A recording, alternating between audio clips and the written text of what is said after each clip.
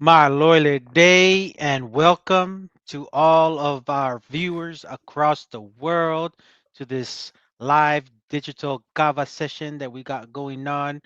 I'm Mr. Alterador and my co-host Tua. Very happy to be here in the southern and northern hemisphere, shall I say? Yes. We are coming live to you from YouTube, Facebook, Instagram, X, and Patreon. You can get and consume this content through various platforms. And I've been missing a little live digital cover sessions here and there, but I'm glad to be on this one. Tua, how you're doing in the family, man? Yeah, family's doing good.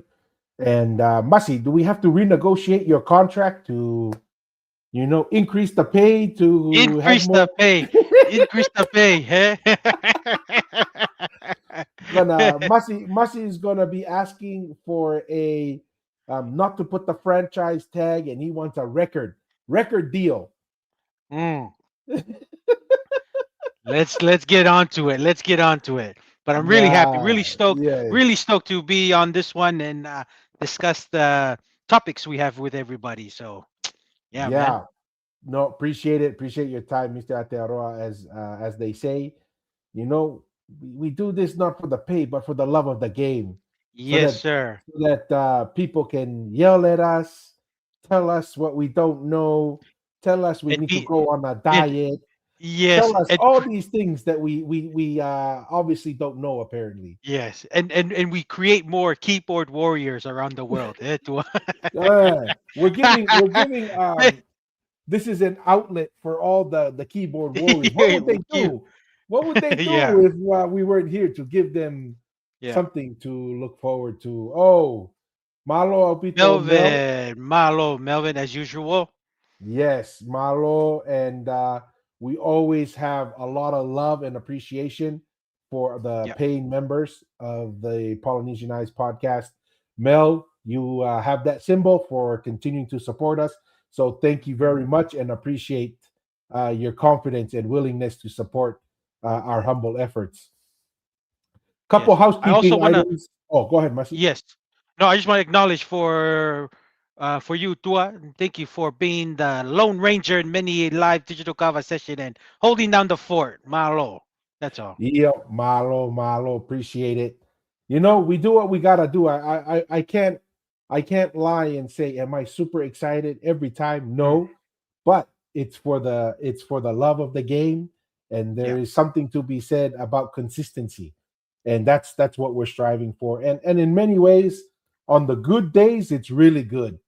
On the Yes. annoying days, it's a little annoying, but hey, it is what it is. No different. Our goal is to keep doing what we think is useful and provide value to all of our listeners around the world. So we greatly appreciate Yep. it. Speaking of that, continue to be on track for millions of views on Facebook. We just broke Nice. 2,000 subscribers on Yes, YouTube, sir. and Thank that's you, everyone. 100. Yes, Yep.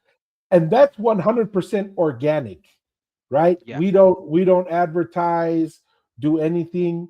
And you're the first one to bring it up, Mr. Atearoa, but there are channels that have 10x, 100x of Yep. subscribers, but they don't have the same amount of Views. views. Yeah. Why Yeah. why do you think that's the case?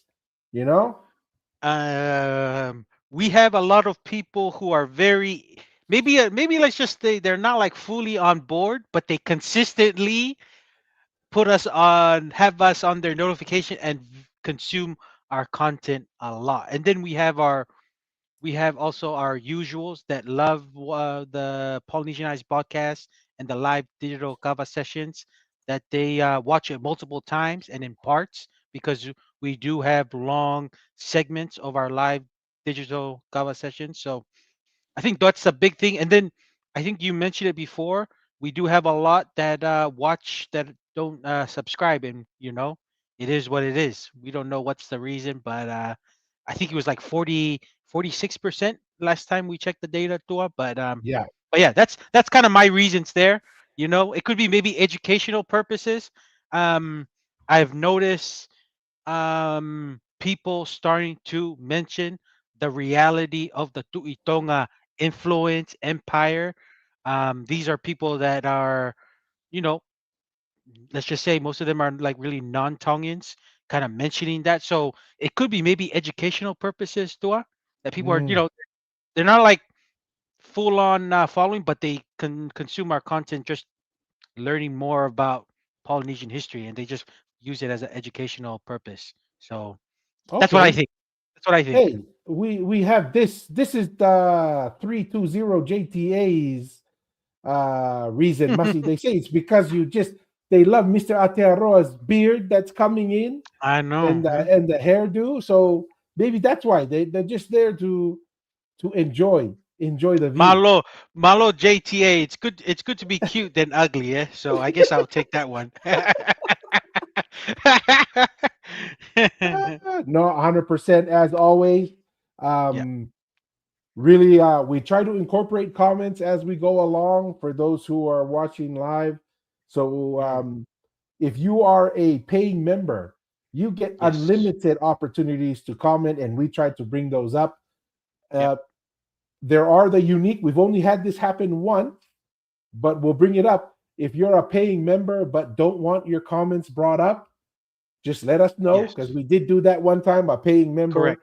put in a comment and then asked us, "Oh, please, I'm just asking questions." Mm, Um, so um, use the super chats. If you're not a paying member, use the super chats, and we will make an effort to recognize your comments and bring them up. Tevita Taufa Schumacher from Facebook says, Malo ang awelere yung owa. Ofatu. Malo Tevita.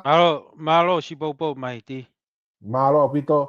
Here's another interesting one from Sione Tupo 1060. It's because they are prowling. Yeah. Oh, okay, Shone. Prowling is. Eh? Shone. Malo um, Shone. Thank you for yes. joining in. We're gonna do something here where we're gonna touch on some different topics tonight. And the first one, Mr. Aotearoa, is the Middle East ceasefire, oil prices, and rising fuel costs in the Pacific. Ooh, I big mean, topic. we're feeling it here in the US. You know, my gas was just about to hit $2. Now it's above four Money ta dollars a money gallon. in So Nevada. in Okay. Nevada. Now, a lot of the people on the left are trying to say it's all because of the war. That may be a big portion of it, but we're right next to California, and a lot of the refining and the supply is from California. I'm Mm, wondering with Chevron and other refining companies shutting down their refineries, moving to our favorite state, Texas, which is a is little bit longer transport travel. yes, and it makes it just more expensive. Now there's fewer refineries. But what's the talk in New Zealand? What's kind of the perspective of people in Aotearoa about Uncle Donald and his decision to visit Iran? Yeah, I think love it's the fuel. It's the fuel, and a lot of them. I did have a little debate with one of my colleagues. It was one of those Mm, funny ones. I was just sitting there, and and it was a she. She sat behind me, and they were talking about how much the fuel price. It's kind of gone up to 450 a a liter, liter, which is like what? 4 liters equal a gallon. So try to do the math on that, to us. So that's we're talking about Just four under 20 bucks. Just under $20 a gallon. a gallon. That's So crazy. you do that USD conversion to that. That's like $11. $11 a gallon. That's what we're kind of paying here. 11, 12 bucks. So, and then I was at work, and they were complaining about the price and stuff, and um the thing. And then I kind of, they were kind of saying, oh, it's Trump's fault. And I was like, not really. It's not Trump's fault. When there's when you guys don't have reserves and Jacinda shut all your refineries down, you made it very difficult for yourself to always rely on other countries to always bring you on the ships because New Zealand doesn't have a big reserves and they shut down a lot of the refineries here, which makes it difficult to be self-sufficient for oil energy. You know, to keep the energy, be a little bit more independent because and that's what a lot of the countries need to do better. Even including to Tonga. Tonga, every country can create a reserve for times like this to make it, much longer, maybe half a year, 6 months to have oil reserves so that when there's instability in the world, because that's bound to happen, Yep. countries like Iran that want to be the number one sponsored terrorist country and equipped other terrorist groups who have their ideology, and it's the reason why no one wants to do the hard decision that Trump did. So Trump did did the world a favor, and you can honestly say that New Zealand has been woken up that we need to do better in building a much more resilient reserve uh, of oil, so we can be a little bit more, let's just say, resilient to the external forces regarding energy. So that's the big talking point, Tua, in here in New Zealand. So, it's just one of those things that Trump, America, because we have the military, and that's what happens. Other countries complain like they have military to do something. They can't do anything because, for example, our New Zealand military is only good for humanitarian service, not for Hmm. conflict. You Yes. know what No, I mean? absolutely. Absolutely.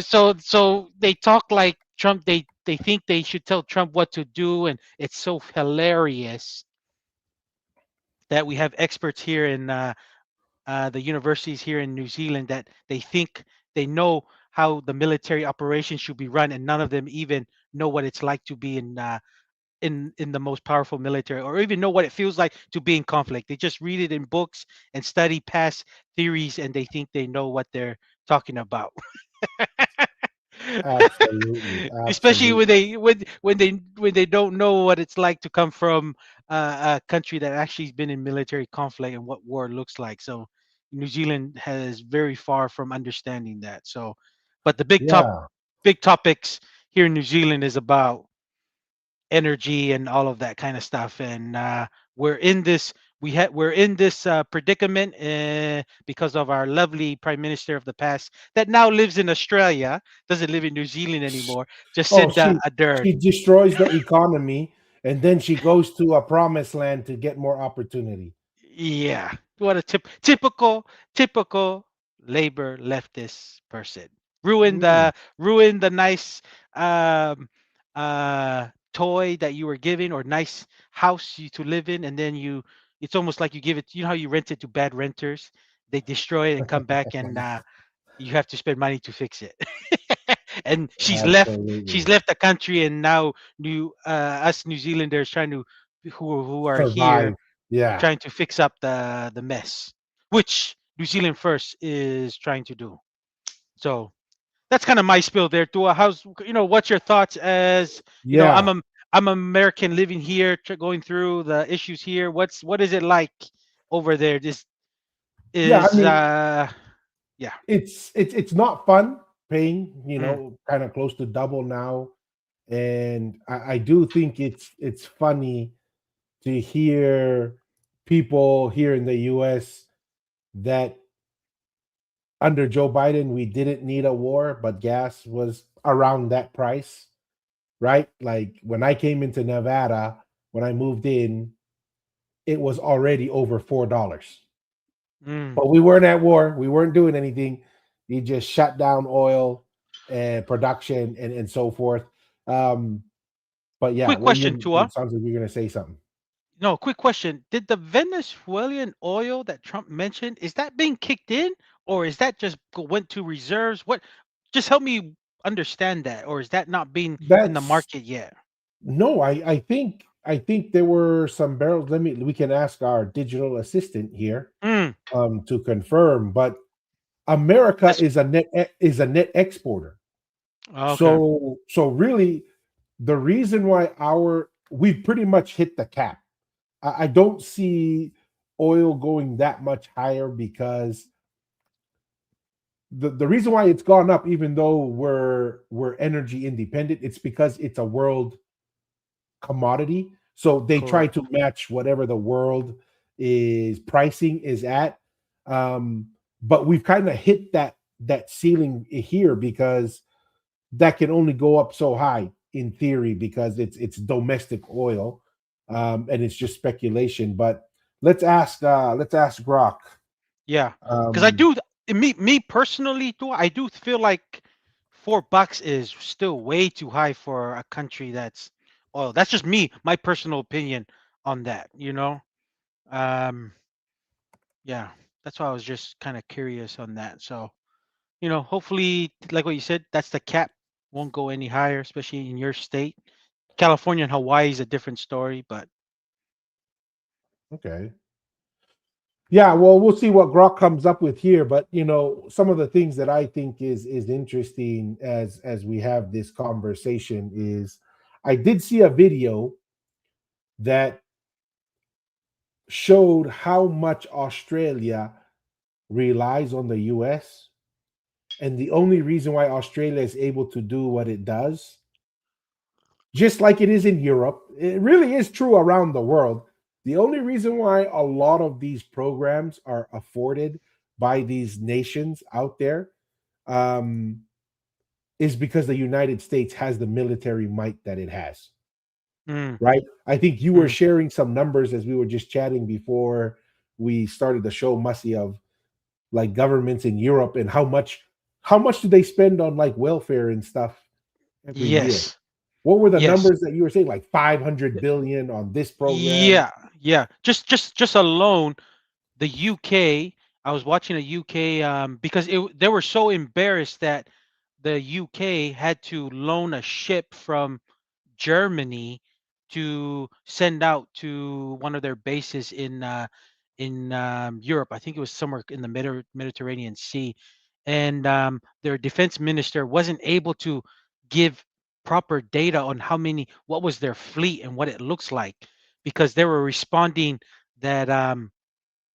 they were responding to Trump saying that the UK Navy is the toys compared to the US Navy. And they were saying, why they don't know the number. They only had one active um, battleship that was out of 16 that was ready to go, you know, and they were saying that they only spent I think 60 million, not 60 billion dollars on their military spending. So that's 60 billion pounds, and just on the universal free healthcare that the UK has, they spend 200 billion. And then on top of that, on benefits and social welfare they spend in the UK was like further than that, almost close to 500 billion. So like either they said between 350 to almost 500 billion dollars on social welfare. So they weren't able to they weren't able to kind of meet the needs of the military because they were spending on other things that maybe the country needs to reverse their thinking, because before you can spend on social welfare, what's the point of doing that when you can't protect your own security if you're going to lose all of that and don't have a security to protect your country from external forces? And the reason why the UK, many European nations like all of Europe and including Australia, even New Zealand are living off the backs of the US military because they relied on America for defending. They use it as the free Mhm. world to fight every other battle, but then they sit Yeah, there and critique on how America should do the battles. That's the funny exactly. thing. I mean, it's just like NATO, right? We have Hmm. this NATO, we have all these wealthy nations. They're supposed to give at least 2%. They weren't even doing that. Trump made them commit to 5%. They still haven't paid that. But when push comes to shove, they really, what do they bring to the table? Not very much, because they've Nada. outsourced all of that to the US. I was reading an article where the UK back in like what, the 70s, Mm-hmm. their some of their navy was on like high alert 24/7. They could respond to a war, I think they said within 48 hours. They say now the fastest they could do it is 2 to 3 weeks. Holy snap! You lose a war in that time. Yeah, Jeez. mobilization is key. So, I mean, to me, this is interesting. Even though it's happening on the other side of the world, Tonga was facing shortages even before this. Now it's Yeah. going to face shortages and higher cost. So this is something that really impacts everyone. What are your thoughts on this comment, Masi? Oh no, wrong Hey, one. Wrong oh, which one. one? This one. The Trump. Uhila thing. Yeah, Trump is a capa vive. Let's get back to our history. Well, here's the good thing, Uhila. We won't be able to talk about history if we have the world in chaos and fighting each other. That's just my thoughts there. That's my thoughts there. If there's a threat in the world, um, if you don't have security, and America is the security of the world because everyone relies, like what we mentioned, on American power to protect other nations' freedom, then you can't practice your culture. You can't talk about history. You can't probably speak your language. Will probably speak the person who wins the wars, their language. So that's my yeah. thoughts there on the Uhila's comment. So it is the talk of the world at the moment. Most popular topic in the current events. So that's just my thoughts there. That's why it's important to kind of discuss these issues because these are real issues, in my opinion. No, 100%. And then the reality is, let's use the example of how Tonga maintained independence. It was Mm. because Tonga wasn't just consumed with what happens on Tonga Tapu. They were concerned with what's going on in Australia, Beyond. New Yeah. Zealand, in the US, because you have to understand the playing field and where you fit in the Yes. playing field. No. Yes, No. Tonga is Yes. very small, in many Mm. ways minute. However, you have to understand where your role is and where your position so that you can play to the best of your ability. Just like Australia and New Zealand, they may think they're the big fish in the Pacific, but the reality is Still their small big fish fish. has nothing. They can't do Mm. the little that they can do is simply because they have a larger economy. That's about Mm. it. As, Yeah. as for military might, no one comes close to the US. And as we can see, as far as we can see now, Russia has a hard time with Ukraine. Yeah. Everyone thought Russia was going to go in and crush them. Their military is no good. Yeah. Well, their military is no good, and that's just because America is writing the checks. All America is doing right now, write the checks. We're not even involved, but we're writing the checks and submitting. Probably money we don't have. Um, and then the next one is we saw that China really hasn't done anything. They have grown their military size, but the reality is the They've advantage never they've never fought. There's an they've never fought. advantage of being involved in battles, and America under Donald Trump has executed some very sophisticated Yeah. attacks that Iran exposed. Iran is supposed to have some of the best equipment from China and Russia, and No they haven't match. really done anything, right? Shot down a few planes here and there. But yeah, appreciate it. There was an Malo interesting, Uhila. funny, how loud que foi comment ni mas. Pehe Peheau au của ko, oh, Puri loud mas, Puri yeah, à, loud. au lau e au. Peheau của Puri whakamoreki America ai fu'ulolo o Venezuela. So Venezuela. Mare tama foi Venezuela ia ko ia. Eh? Manato i fa tufo. Eh? PG-13 pe tau Mm, programa. mm. Maria, Ay, Maria. ay, Kay shit. maupe, tama e tamo kay maupe lolo a Venezuela. Siko Kay me maupe. me sai teke mau e YouTube ai rea whakatonga me pen ai pe ta programa he foi Venezuela ia koe, eh? Right. Yeah, but I mean this is really important because Mm, there's a thousand ways you can apply this to kind of a lot of the topics we discuss, yeah. right? No, yeah. No, and I was gonna add, like, you know what you said, like, just imagine if like the Tuitonga, and even go to Tubo first, if they stayed in only in their little archipelago region. Because remember, he traveled to Australia and New Zealand, found the natives there starving and being kind With of no land. whaka-ofa hevehala, being sad they were on these natives people in Australia and New Zealand on the side of the road begging for money. And he found out they were begging for money because he never saw that in Tonga, because they had no land, and that helped him to construct the Constitution. You can apply that same mindset to what's going on here. If you don't keep up with what's going on in your global politics, dude, you're gonna suffer in the future. So that's just my it's you got to think bigger. Don't We always say, it's so funny, Tongatapu is such a small island, but when people come from the outer islands to Tongatapu, say, oh, motu, you know don't think like the outer islands motu behavior. And then Yeah. it's the same kind of thing, man, when people say don't talk about this or what Trump's doing and all the global geopolitics that's happening. It's a very Fakamoto behavior, in my opinion. Well, and the reality is this: independence, just like freedom, is a very fragile thing, Yeah, and world events can change.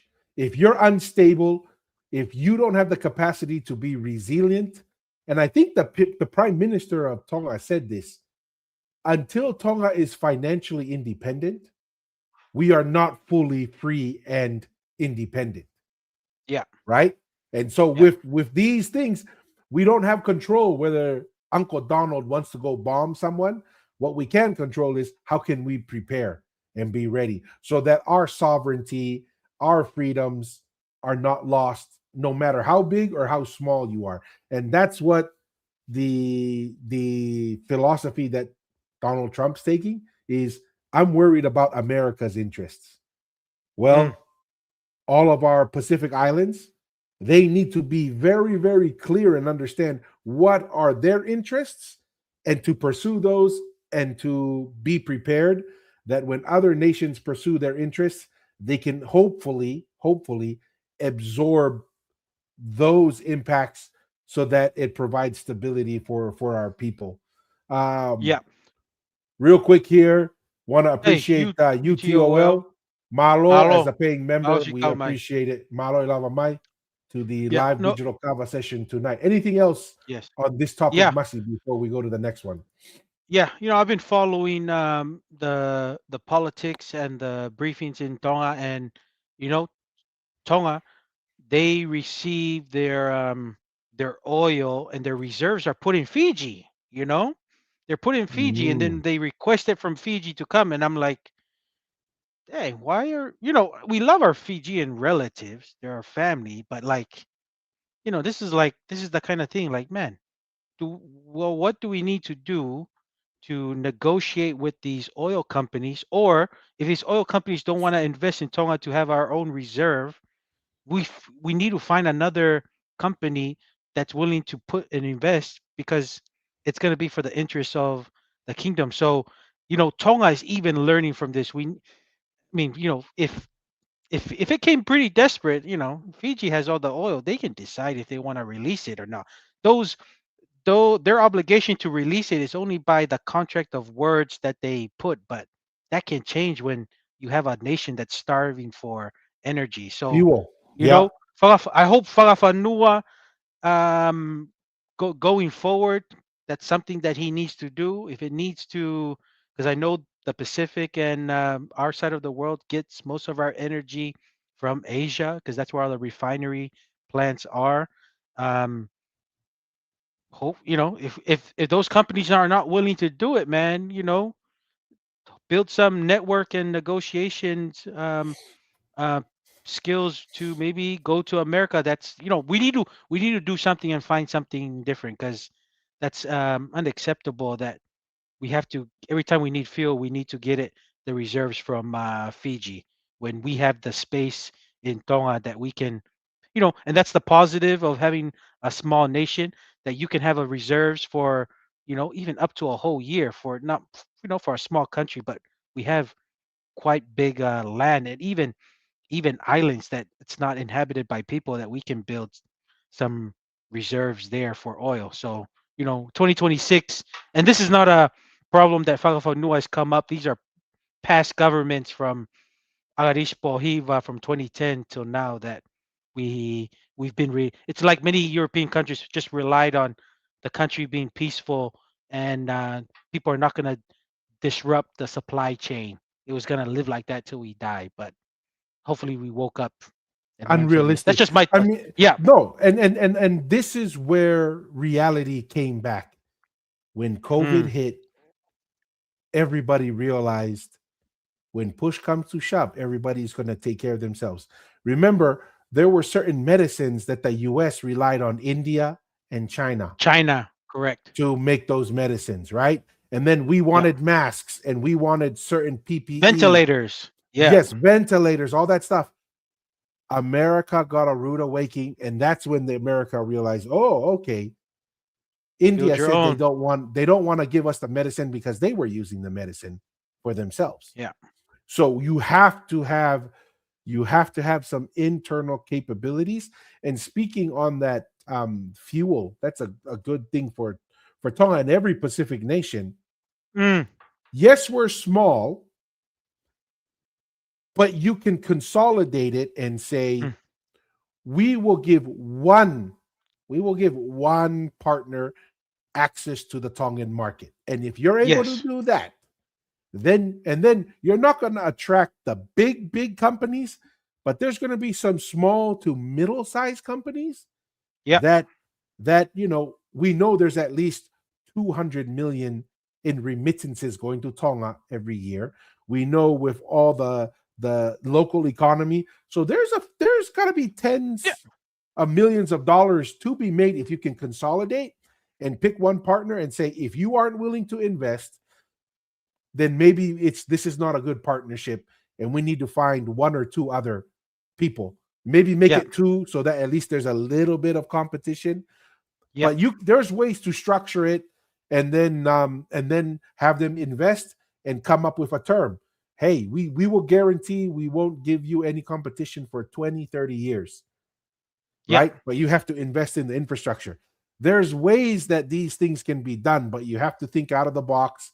You gotta be thinking of how to be creative. And yes, it's a smaller market, but when you combine it and write it so that on a smaller scale, what Donald Trump's doing with the American market, in order to Yeah. access the American market, you gotta meet these things. Something Yes. similar has to be done for that Yeah. in Tonga, and that's maybe the first idea that comes to my mind. To hopefully they can address it, because you're right, they got to come up with a better solution than what they got right now. Yeah. No, and I did hear the Prime Minister of Tonga, Fafanua, mention that those big oil ships that come, you know, they Tonga does not have the ability to absorb that entire Shipment. ship for their energy because they only take a little bit and then the ship continues on to like So the it's Cook like Islands. Fakahela to stop Uh, by Tonga. yes, but what I'm trying to say is, see, we need to, and that's the thing, we need to build when it's times are good, the reserve that when we have a ship come, Take the take our whole needs shipment. and then put it in the reserve in our reserve area so that we can have sufficient oil needs so that when bad times happen we can survive for 6 to a year because to me I don't know what we should be able to have. We have the space to do it. I know we probably don't have the government doesn't have the money to build those reserves for oil to hold oil. But like what you said, Dua, we get a certain partner who are supplying the oil that's willing to invest. Maybe give them some incentives and tax breaks, something. Because to me, the goal is to be able to have a reserve that a company is willing to invest, that we can build our own f- reserves of oil. For that should be the most important thing for bad times, because we do live in an isolated area in the largest ocean in the world, and we should be energy independent, not energy independent, but energy um sufficient enough in bad times, so Yeah.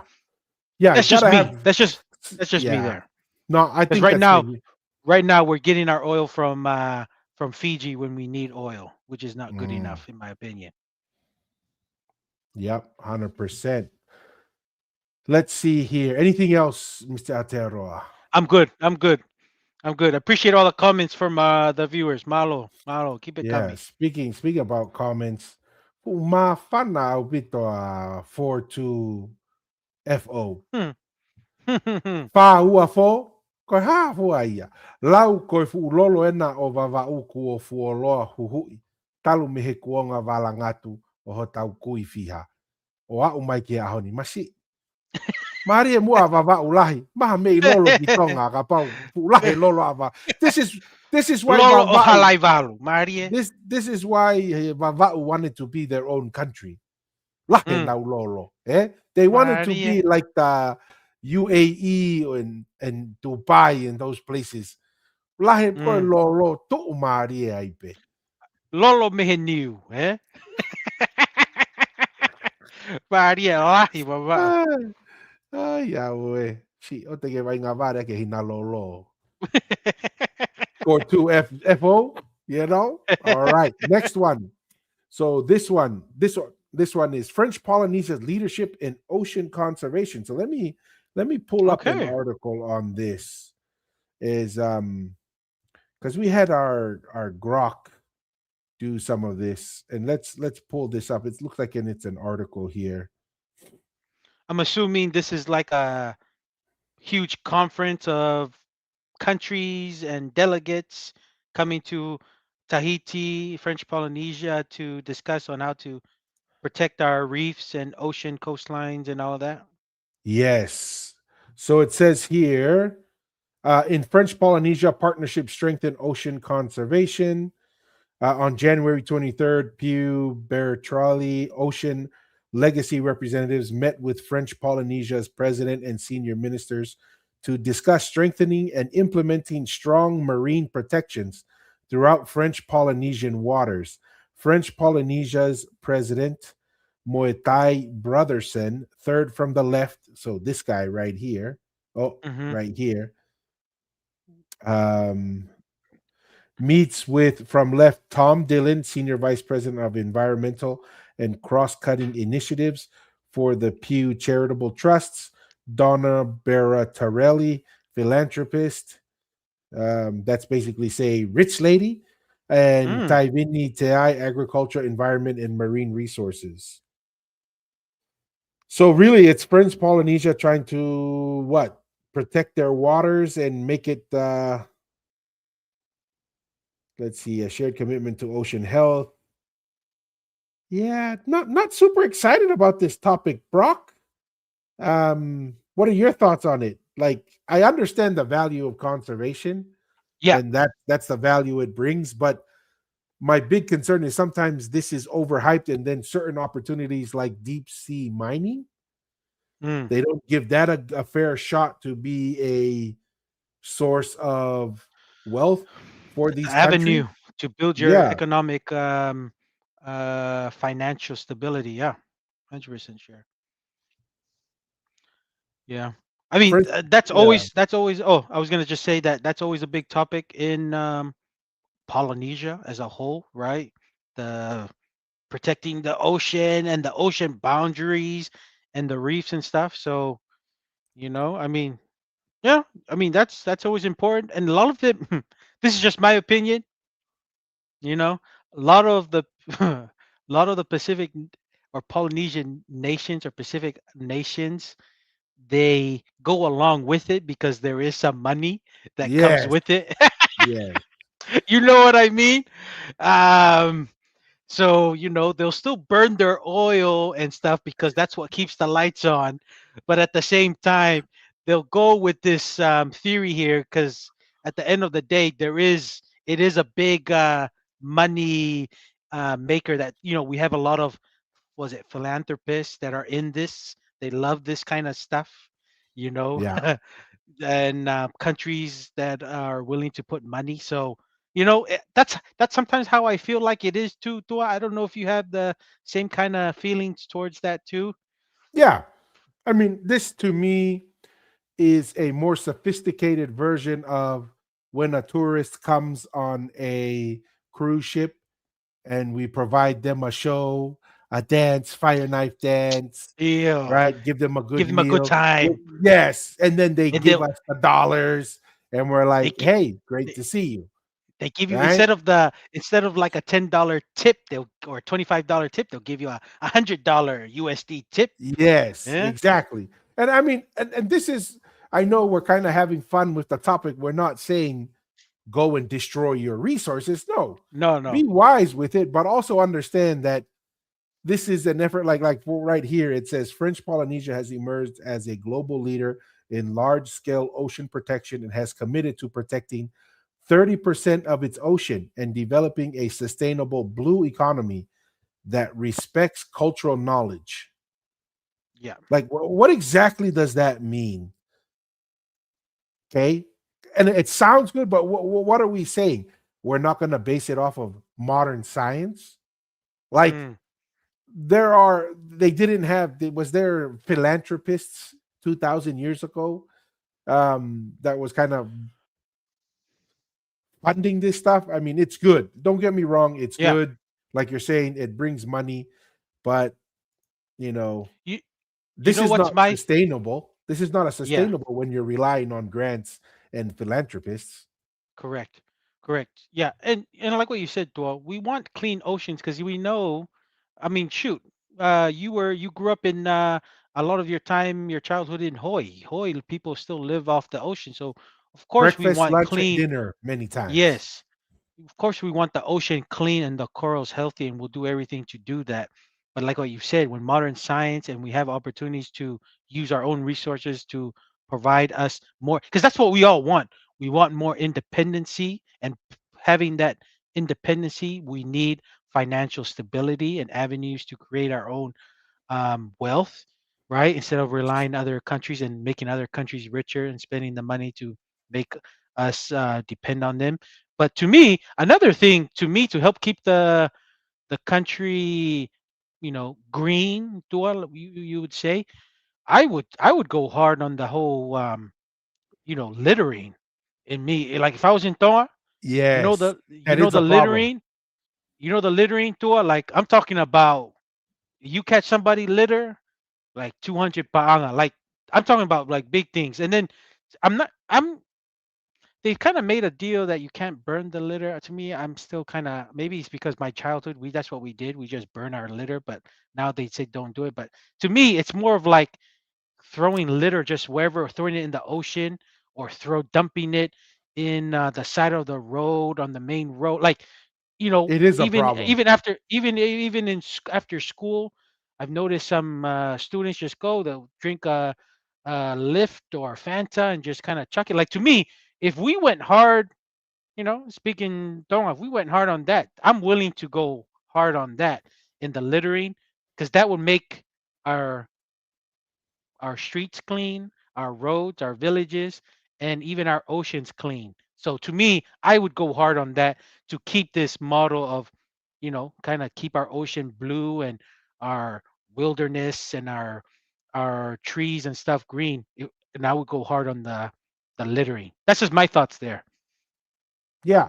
No, I agree 100%. And that's why that, respects cultural knowledge, it kind of sticks out to me because I feel like these very high energy countries and rich people from countries that have high energy stability, they go and tell countries like Tonga, oh, don't burn oil, don't use oil or diesel engines and stuff because it's bad for the environment. It's like, hey, we need energy too, right? Yeah. And renewable energies makes a lot of sense in Tonga, but as we know, renewable energies has its weaknesses as well, right? Well, And well, then you have to be yeah. sophisticated to manage it, because if you don't know how to manage it, you have blackouts, That's right? Because the load peaks, and when your assets are producing electricity, you have to be able to account for that. And I yeah. just see like these countries that have high energy, they tell the other countries, oh, they're going to tell them, live off your cultural knowledge, and that's better. Live like your ancestors were doing 2,000 years ago. It's like, no, we want to be into the modern era. We want to take Yes. the Well, good from the past. we want both. We want the ability to take our culture with us and Yes. advance in the modern world.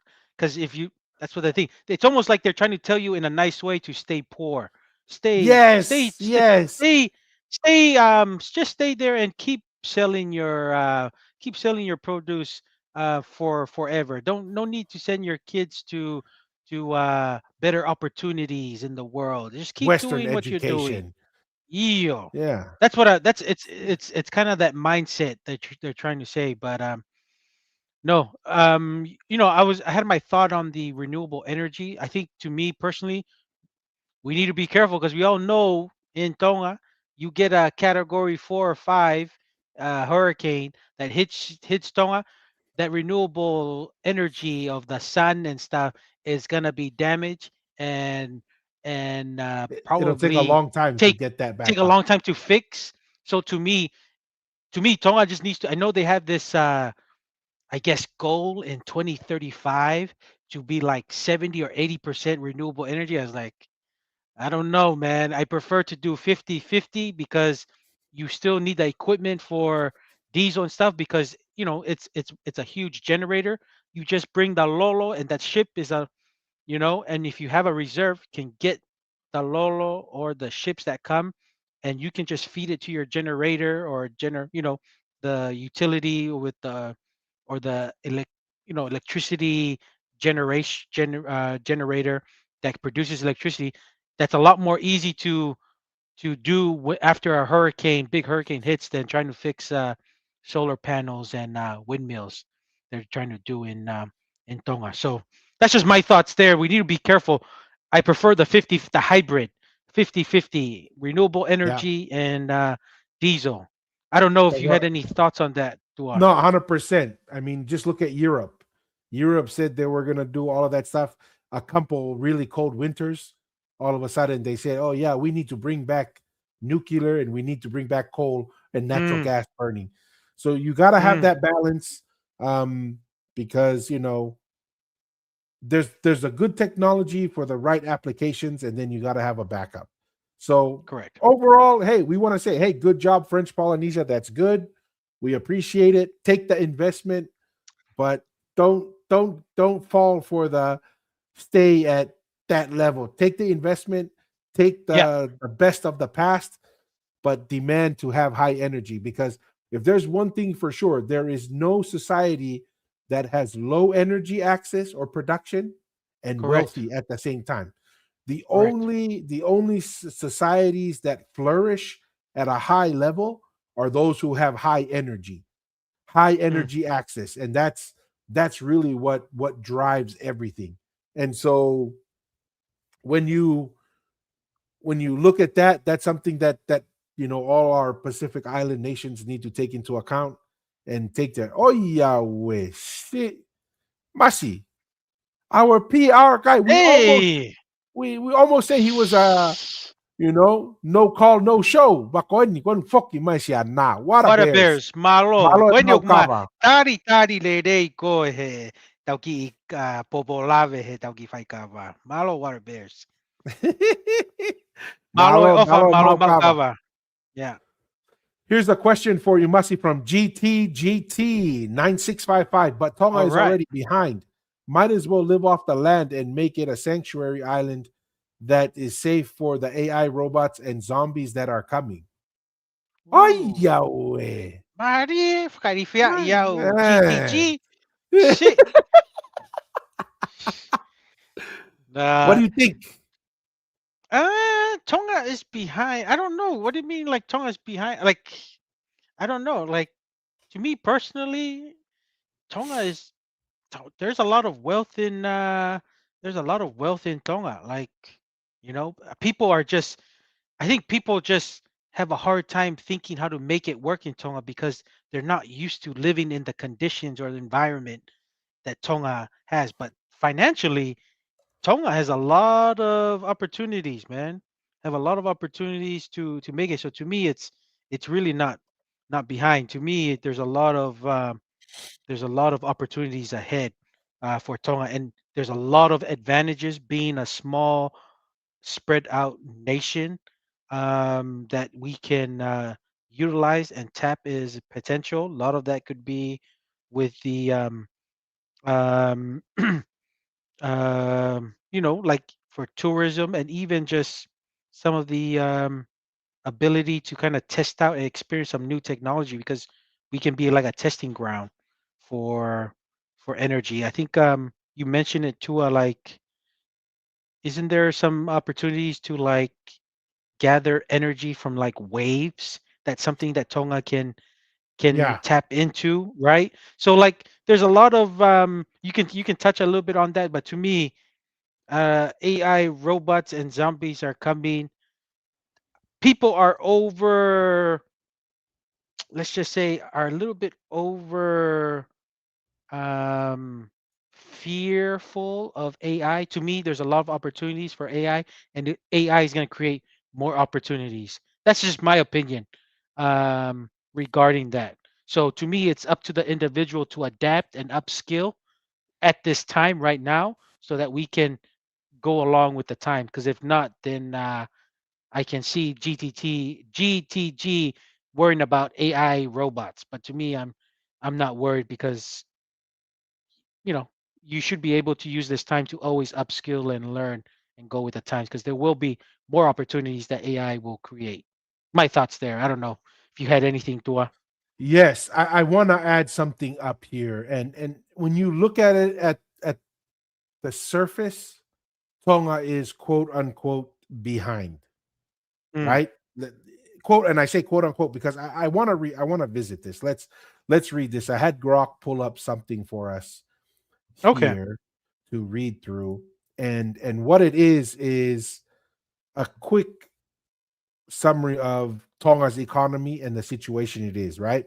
So it says right here, Tonga receives a very high level of remittances relative to the size of its economy, one of the highest in the world as a share of GDP, typically 40 to 50%. Let me remove the comment here real quick and we'll come back Mhm. to it. GTG.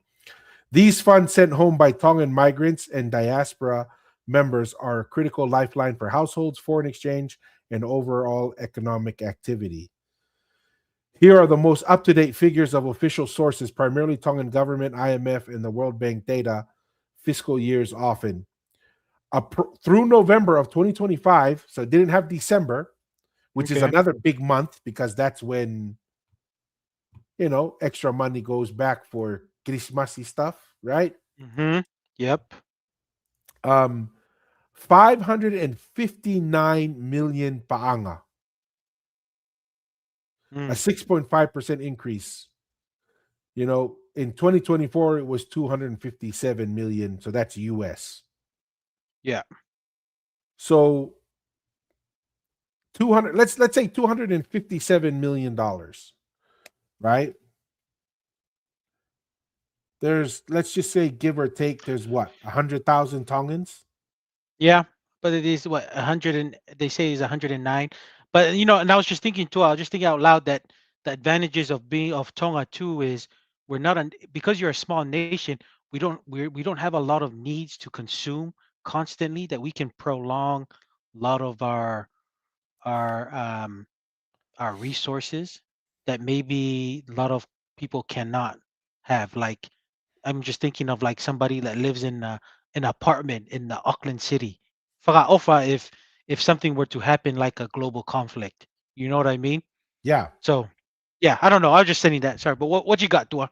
Yeah. So if we go 257 million a year divided by 100,000, that's 2,500 US dollars. So times it by two, that's $5,000 per person per year. 5,000 paanga in Tonga. Now, with that $5,000, no one is really paying rent, right? No Yep. one's That's going to be untaxed income, Yep. right? And that doesn't include any other money you're going to make. So if you already have a house, which the great majority of Tongans already have, Yep. and remember, this is per person. So some families that live in the same house, there's, let's say there's five of you, even though there's usually more. That's 25,000 US that household or paanga that household has just from the remittances going in. That doesn't include any other type of investment and economic activity. That sounds like a little, but that's because we're looking from the US where you got to pay rent, you got to pay for your phone, you got to pay all insurance.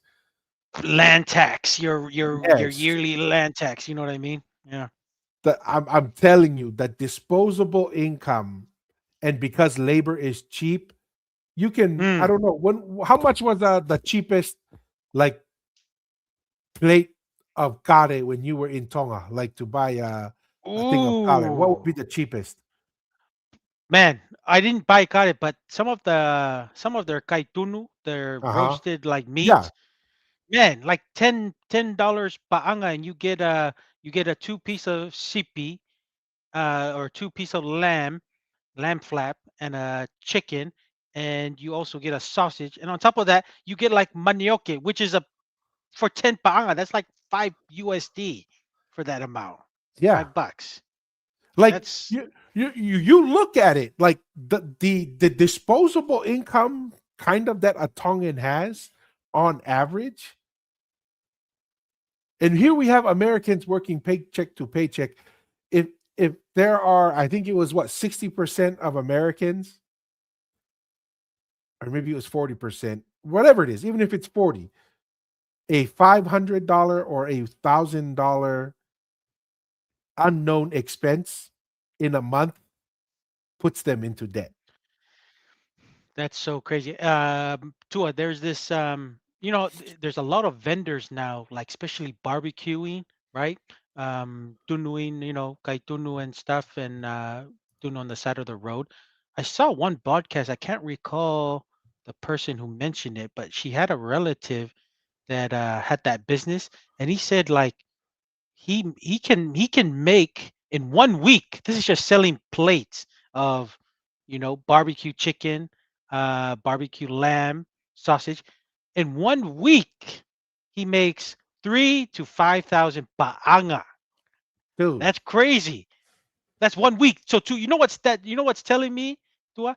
He is having a lot of people who are not cooking everything. They have enough money to buy food disposable from income. him every day and every other week or something. Like, to me, there's a lot, 3 to 5 thousand paanga. That's a lot of money for one In week. Tonga, That's absolutely. that's more money. Let's just say that's probably more money than a lot of New Zealand who work 9 to 5 here in New Zealand that makes in a week. You know No, what I Hasi. mean? Even if you took 75% of that and it went to cost, and he's only making 25%, Yeah, right? I mean, that's like you said it was 5,000 a week. 5,000 a week paanga. So he makes between 3 to 5 thousand paanga a week. So yeah, so if he takes 4,000, and let's say an average right in the middle, 4,000 a week, 3,000 of that goes to cost. He's making profit. And this is, it's probably more, but let's say he's making profit of 1,000. He doesn't have a house payment. He Mm, doesn't have to pay for insurance. He doesn't mm, have to pay like a huge tax on that. That's done. $1,000 every week straight into his pocket. I'm telling you, like, I understand that Tonga's economy is small compared to the world, but there's a lot of money to be made in Tonga, Advantage. Yeah. right? Like that's the first thing I noticed when I left Tonga for the first time at 15 and I came back um after 10 years. So it was Yeah. like 2014. The 2014. amount of economic opportunity, there were restaurants everywhere. I saw Yes. car washes, and I was like, you're telling me there's enough disposable income to keep all these businesses alive? And it's because the cost of doing business is low. So as long as you're having consistent transactions, you're making money. Labor's cheap, Yeah. right? This is why the Chinese are in Tonga. They're Yeah. not there because Tonga doesn't give you millions of dollars. They are there because The, there's huge economic opportunity. yes. The Chinese are making more money in Tonga than back home in China. China. Exactly. Right? Yeah. Yeah. So in Tonga, you're not gonna make 500 million a year. Are you gonna smirk at making 5 million a year? Tell me how Yeah. many Americans would love to make 5 million a year. Yeah. Many. Many. You know, so we have to put this in perspective that, like, yes, we're small, but it's about understanding the economic opportunity and what you can do, which is why, we have long-term aspirations for Tonga. Yes. And hopefully we can make it happen, because I really believe this. I really believe there's a huge economic opportunity there. When Yeah. I met with the founders of Ethereum, I was trying to convey this to them. I was hoping they would support me to build a a cryptocurrency just for Tongans around the Yeah. world, that they would buy and they could send money back and forth, because people don't realize 300 million a year going to Tonga from around the world. That's a Mm-hmm. lot of money in the big Mm-hmm. picture. Oh, it's peanuts compared to America. Yeah, but you know what? Everyone else is peanuts to America. Come on. Yes.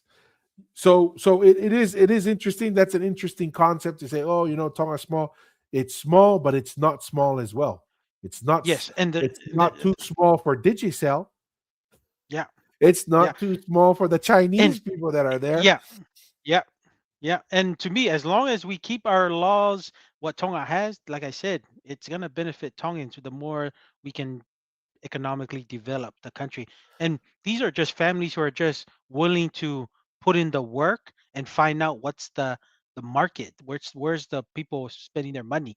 And Tongans, we love our food. And You now, know what I now, mean? now, now, now, imagine this, Masi. See, Mm, this is where I kind of get frustrated with the Tongan government mm, and the economic strategy to build economic opportunity in Tonga, because they have that same thinking. Oh, we have to have, like we just talked about the French Polynesian, and you need a wealthy philanthropist to come and donate to help you mm. protect your waters. There's 300 million US dollars coming in remittances, Yeah, right?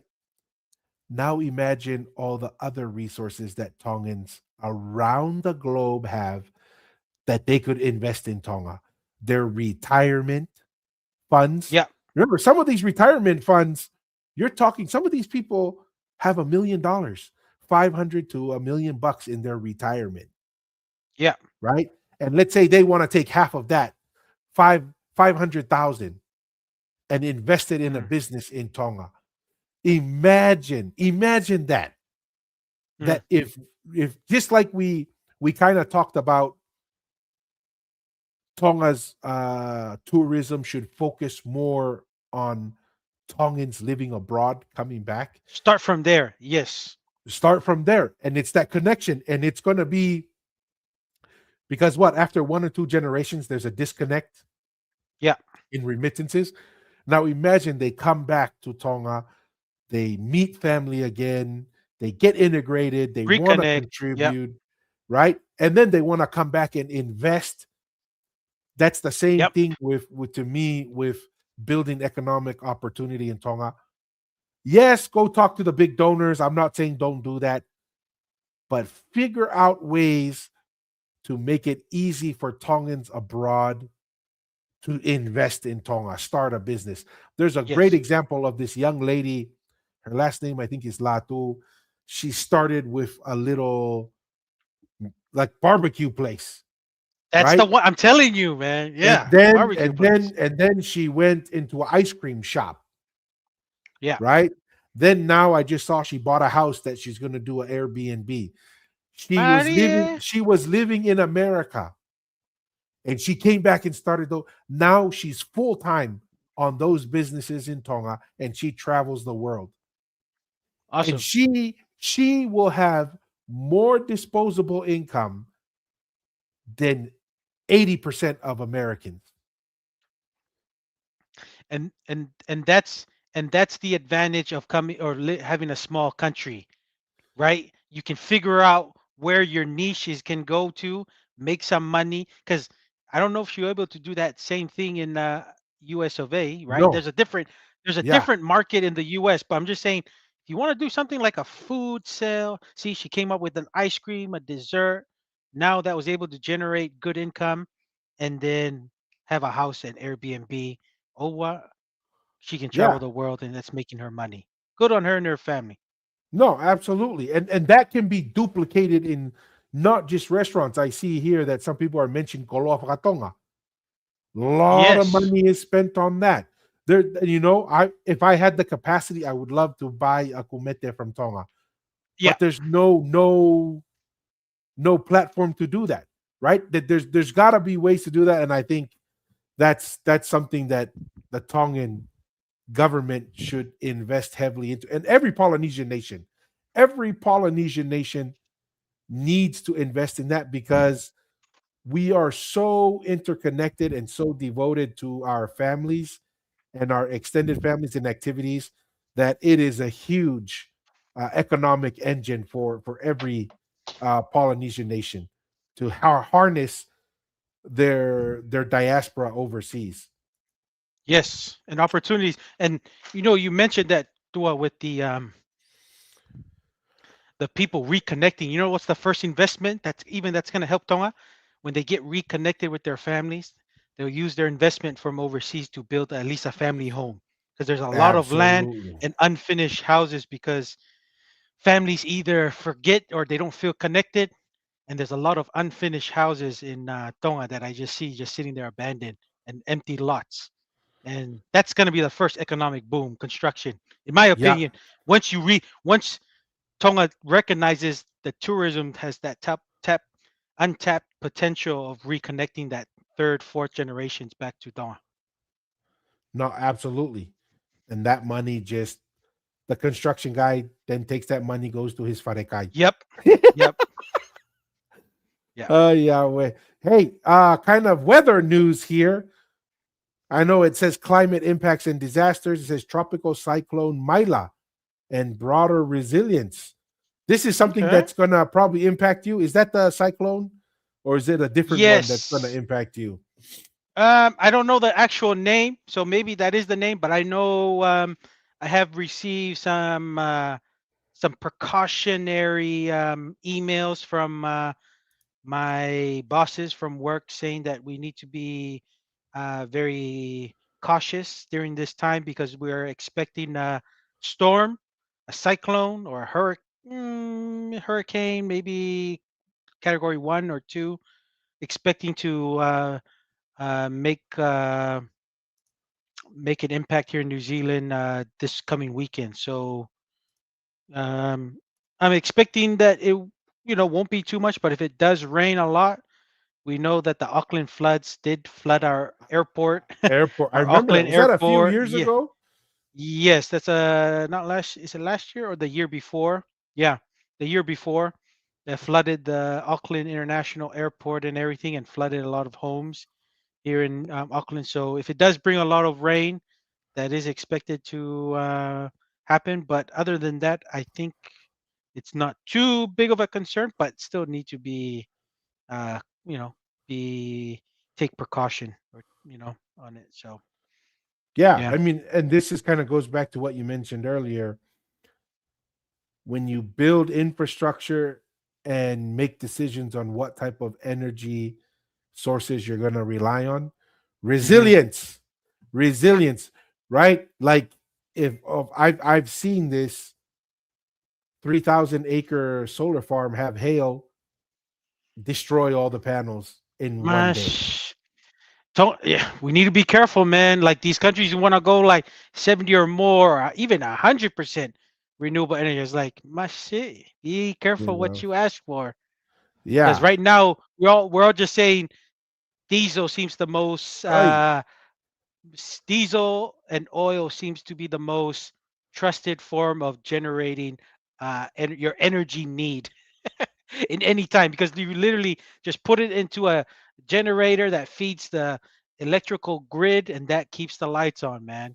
In Tonga's case, if a telephone pole or electricity pole falls over, you just put that up and run that. Oh, hey, welcome, welcome, welcome. Yeah. But that's my Hey, well, thoughts there. That's my thoughts there. But Lee, what's happening, man? I couldn't find you guys on YouTube. Are you guys streaming to YouTube or no? We're getting comments on Uh, YouTube, hopefully.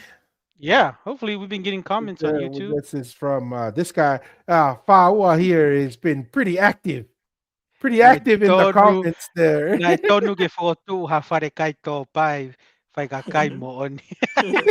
Hey, I think ko tui pe maragoa ki fare kai to pai to lai ka tonga no foi muri fo loa ko na me na sai ai. It's so Ah, funny. It's so funny. There's three things I've noticed Tongans who live overseas for a while love the most. It's the kumala, whaikakai topai, and they love the lupulu, right? That seems to be their favorite stuff. But I've noticed the ones who grew up in Tonga, it's the shipi is the best, ufi, right? Ufi and like they don't and then the pokatunu. It's so funny. You pick up on these little nuances that, Mhm. and I just know that Fagakai Topai is gonna be a hit because I like Fagakai Topai, but it's not my go-to thing. But it's just so Yeah, funny. He's Ngoa. right. Ngoa is Yeah, still my favorite. I prefer the yeah, May. I prefer the May is probably still my favorite. The Fagakai May. I like May better. Ngoa, unless the texture is done right, I'm not a big fan when it's Mm. super fluidy or soupy almost Oh, sometimes. Not a fan of that texture. I But I actually, love Mm. the manioke tama and Yeah, May. manioke dam. Yeah.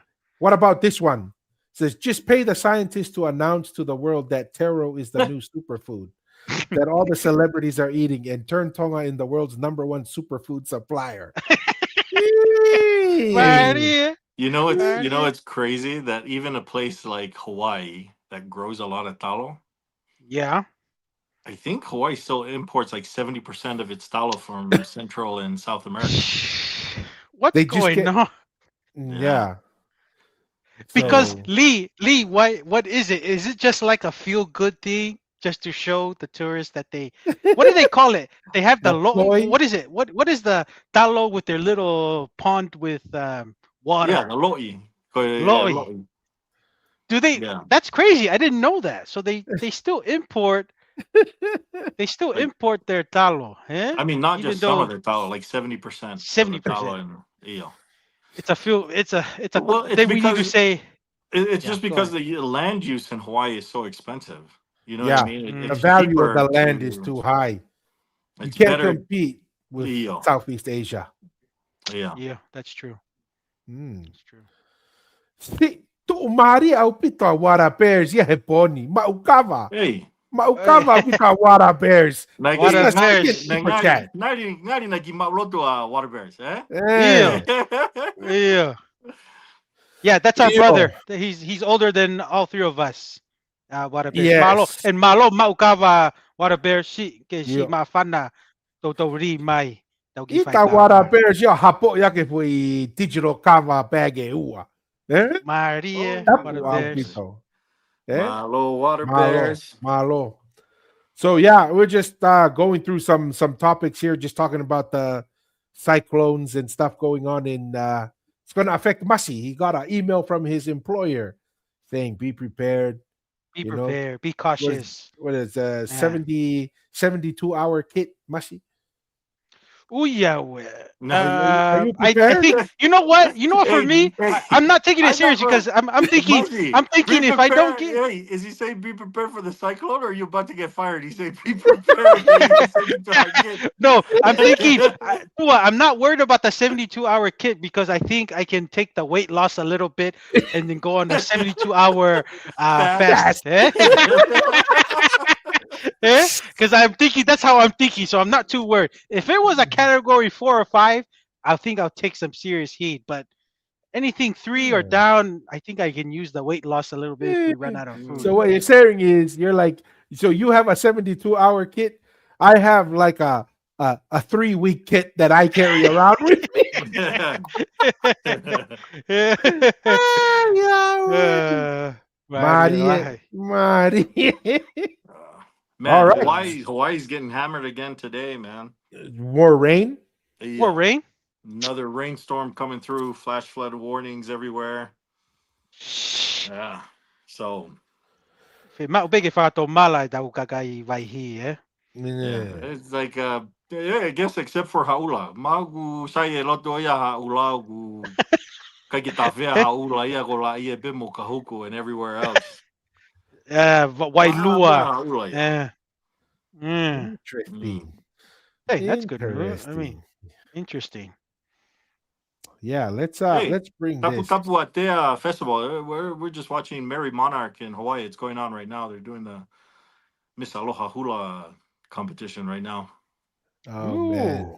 I just watched this. Do you guys know what's that Samoan comedian? Oh, Tumu Tuine or Tumua something. Tumua Tuine. Oh, Tumua. Tumua. Yeah. Yeah. Did you I saw. he had a Mary Monarch video that was hilarious. Yeah. Why does all of the but Lee, well you can answer this. Is Mary Monarch probably the biggest Polynesian festival in the world? No. No?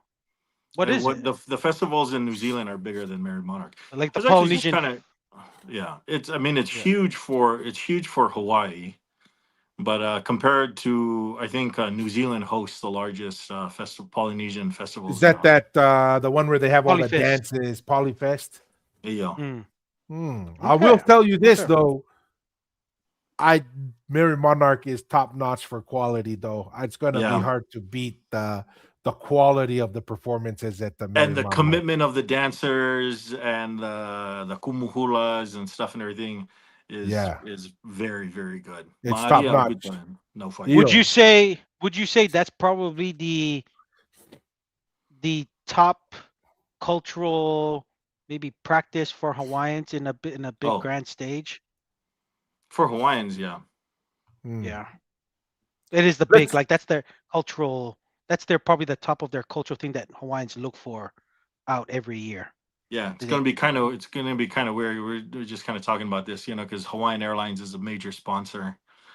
It's gonna be funny to see Alaska Airlines there next time with a little, little Eskimo in his. He's there to watch. He's there to watch with the hibiscus flower. With the hibiscus flower. Oh yeah, you're gonna put the hibiscus flower with the jacket. Eskimo. Whatever it is, that little jacket for you jacket di matolugog na utui. Yeah. I thought for jacket di goya kay pitay momoko ka ay hagi for I say. The guy, he's gonna wear the feathered hat and the feathered cape that the Hawaiians have. Oh wow! But hey, let's look at this video real quick because this is the reasons why Mary Monarch is top notch because of the kumus, the teachers. Let's watch this real quick. Let me know if you don't hear the sound. Fix your face. Yes. Take off your eyelashes. Where you got that from? Longs. Yes. Oh my gosh. You know what? Cut the music. Cut the music. How many times I gotta tell you guys? Get ugly people in the back. Sua, get in the back. Apu, come here. If you don't know you're ugly, then you are. You understand? Yes. You have to be perfect.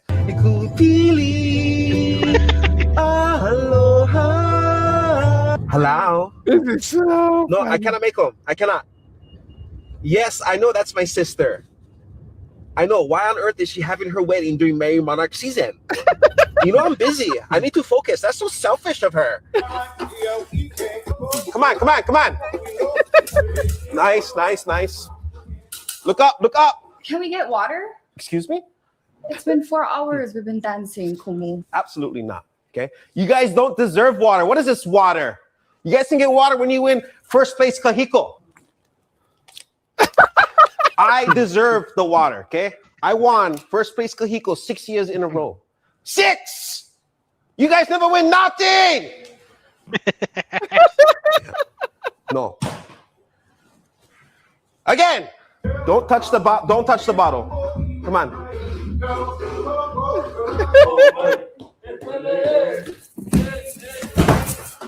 Hey, You guys kind of make mistakes. Okay. Nothing. You have to be flawless. You guys understand? Yes. I'm pissed off. Okay. Because if you go on that stage and you embarrassing me, you're gonna embarrass my Kumu. Okay? And if you're embarrassing my Kumu, and you're embarrassing his Kumu as well, rolling in his grave, God bless his soul. From your eyelashes to your toenails, you have to be flawless, guys. Okay? And I'm gonna be honest. You guys not all guaranteed one spot. Some of you guys don't deserve to be on that stage. The stage that I was on. Okay, Awana.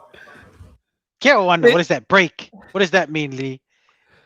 Yeah, well, no, I think they're good. He's talking about the hula awana. I don't know Oh, if they're switching to that or. That's Yeah. pretty funny, but I mean, it's because it's that serious. Like some it is. people take the Merry Monarch like it's the Super Bowl of their life. You know, Yeah. all year that's what they're doing. They're lifting, they're preparing just to look good on the Merry Monarch, and it shows because it's beautiful. I mean, it's high Yeah. quality stuff. Yeah, and they're all synchronized movement. Like, dude, it is top quality for sure. The quality. You know, he went to Punahou. Yeah. Tumua? Yeah. Yeah. Hmm. Yeah, Him and his. Obama, I think huh? his uncle. I think his dad's brother is the Tuine that played for the Cowboys. Oh, Mm. wow. Yeah. I did see he got recognized for being a top comedian in Hawaii by one of the representatives or senator in the state of Hawaii. So pretty cool. I mean, his content is hilarious. He's pretty He's funny. definitely on top of the Hawaii modern behavior of what's Mhm. happening. Yeah, and it's pretty. I love his content. It's pretty funny. It's Yeah. hilarious. One of my favorite ones is the the tweakers on Waikiki. Oh, the sideways. Yeah, Sideways. that is a hilarious So one. accurate. He's so on top funny. of that one. He's Yeah. very accurate on that one.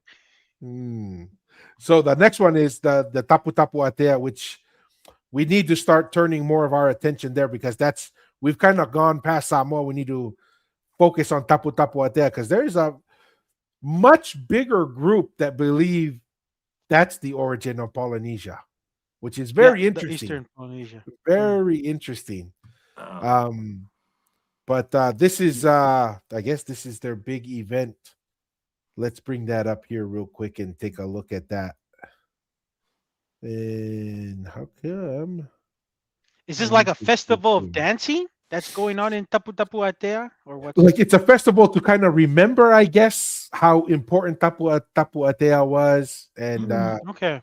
let's see what this guy has to Atea say. Festival, held every 2 years, is exclusively reserved for countries within the Polynesian Triangle that possess a Tapu Tapu Atea marae. This includes Hawaii, Rapa Nui, Aotearoa, and Daiatea. We were able to speak to Festival President Mario Shamkoa about why the team has come despite the festival cancellation. Il y a presque 30 ans maintenant que le festival de Tapu Tapu Atea tourne dans le Pacifique. So it's been 30 years now since the first festival started through the Pacific. Créé en 1997, il regroupe tous les 2 ans les délégations de Rapa Nui, Hawaï, Aotearoa, Raiatea, etc. les îles qui sont situées dans le triangle polynésien. So it was created in 1997, and it's composed of islands like Rapa Nui, Aotearoa, Hawaii, and Raia. All of the islands that are part of the Polynesian Triangle. Et tous ces pays-là ont un tapu-tapuatea chez eux. And all these lands have a marae taputapuatea on their island. Oui, le dernier festival s'est tenu à Rapa Nui en 2023 et 2025, ça devait se passer en Nouvelle-Calédonie. I didn't know Mais à that. cause des émeutes en Nouvelle-Calédonie, on a dû chercher un autre pays pour recevoir le Tapu-Tapuatea Festival. Et sur l'invitation de Pariki, c'est comme ça qu'on est arrivé ici. On a choisi les îles Cook. So in 2023, the last festival was held in the Rapa Nui, and we were supposed to go to New Caledonia next in 2025, but because of their strikes and all that's been happening there, we had to cancel it. And so on the invitation of your Pariki, we came here in Cook Islands. Et on remercie beaucoup les îles Cook de nous avoir reçus aujourd'hui. And we really would like to thank all the Cook Islands to have welcomed us here today. On devait arriver plusieurs délégations, au moins 600 personnes. Mais vu l'incertitude de l'organisation ici, et beaucoup de pays ont désisté. So we were supposed to be more than 600 people from different countries, but like it was a bit uncertain, some of them canceled. Et derrière chaque festival, il y a un message. Le message du festival de Rapa Nui, c'était l'environnement. Et ici à Rarotoa, nous, on a vu la situation qui se passe ici. Et là, on est en train de travailler avec les autres groupes pour se remettre d'accord, quoi, hein, pour la réunification des peuples du triangle polynésien. Parce que le festival, c'est ça, c'est la migration du triangle polynésien. So in Rapa Nui, the theme was environment.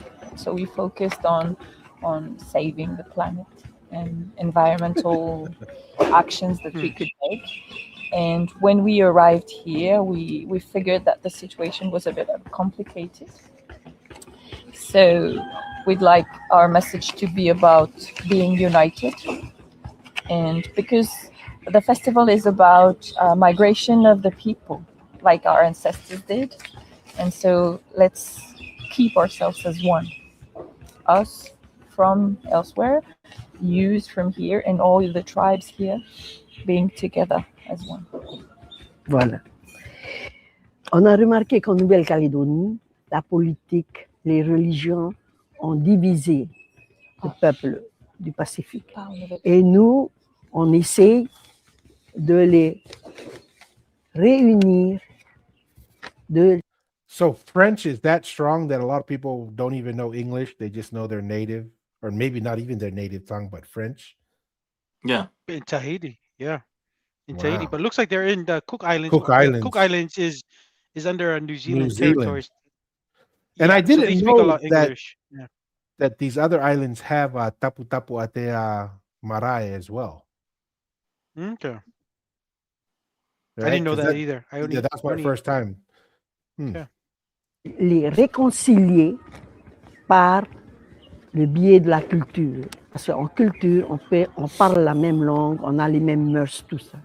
Voilà ce qu'on voulait faire. We understand that in New Caledonia, for example, politics and religion have split the people apart, and we'd like our people to remember culture, that our culture, our Papatupuna, are just one language. We're the same and understand each other through language, and we think that culture will be the thing that will build us together. Et le message qu'on voudrait annoncer ici, c'est la réconciliation du peuple du Pacifique. So let's reconcile us people from the Pacific. Et pour aujourd'hui, on voudrait remercier les îles Cook de nous avoir reçus chez eux pour le déplacement du festival Tapu Tapu Atea. Merci beaucoup à votre gouvernement, à votre population, à tout le monde de nous avoir bien reçus. Maruru. So despite all these inconveniences, we'd like to thank you, the people from Cook Islands, your government, and all the people that have welcomed us, no matter what. Dedicated to Interesting. Interesting. The one So thing they that move. go ahead, It seems Mercy. like no. I was gonna say. So they. It sounds like they were in Rapa Nui. They try to move it around in different islands in the Pacific to kind of. It's almost like using this festival to unite the people of the Pacific. That's what I'm trying to understand Or here. no, Is it kind of that's it the kind of goal? right. It's focused specifically on people who have some sort of connection to the Malay Tapu Tapu Atea or Tapu whatever. Tapu Atea, right? Because like Tonga, Fiji, Samoa, all of those islands would not be included in that. Oh, okay. Okay. Yeah, which I was kind of surprised. New Caledonia has a Tapu Tapu Atea. Yeah. New Okay. Caledonia has a heavy Polynesian influence. Interesting. Hmm. I want to see. Interesting. Let's pull up a map here real quick. Yeah, but what's the basis for them thinking that that's kind of the center of? Because that was a gathering point, a well-known gathering point for a lot of Eastern Polynesians on an annual basis, was to meet up at Tapu Tapu Atea. Yeah, Mm. there is some sort of divide there, Eastern and Western Polynesia. It does seem like, I remember talking to Danny. Danny said it does seem like there was some sort of a divide based along religious differences. Mm-hmm. But there, I So mean, who was you mean this is the time when religious like ancestors kind of worshiping, or this more like yeah, no, it kind Hikudeo, of, Hikudeo, and like who's the other religion? I yeah, don't because Hikudeo is the only one I know. well, because Tangaloa. it does seem like there wasn't. You know how you have those koilotu tamapua. Yeah. The idols that were thing. Ancestor worshiping. No, it's not. Those aren't ancestors. This is kind of like the god Ku in Chief of War. Oh. Actual idols. Actual carvings and stuff and everything. Like I forget lotu tampua tonga, yeah.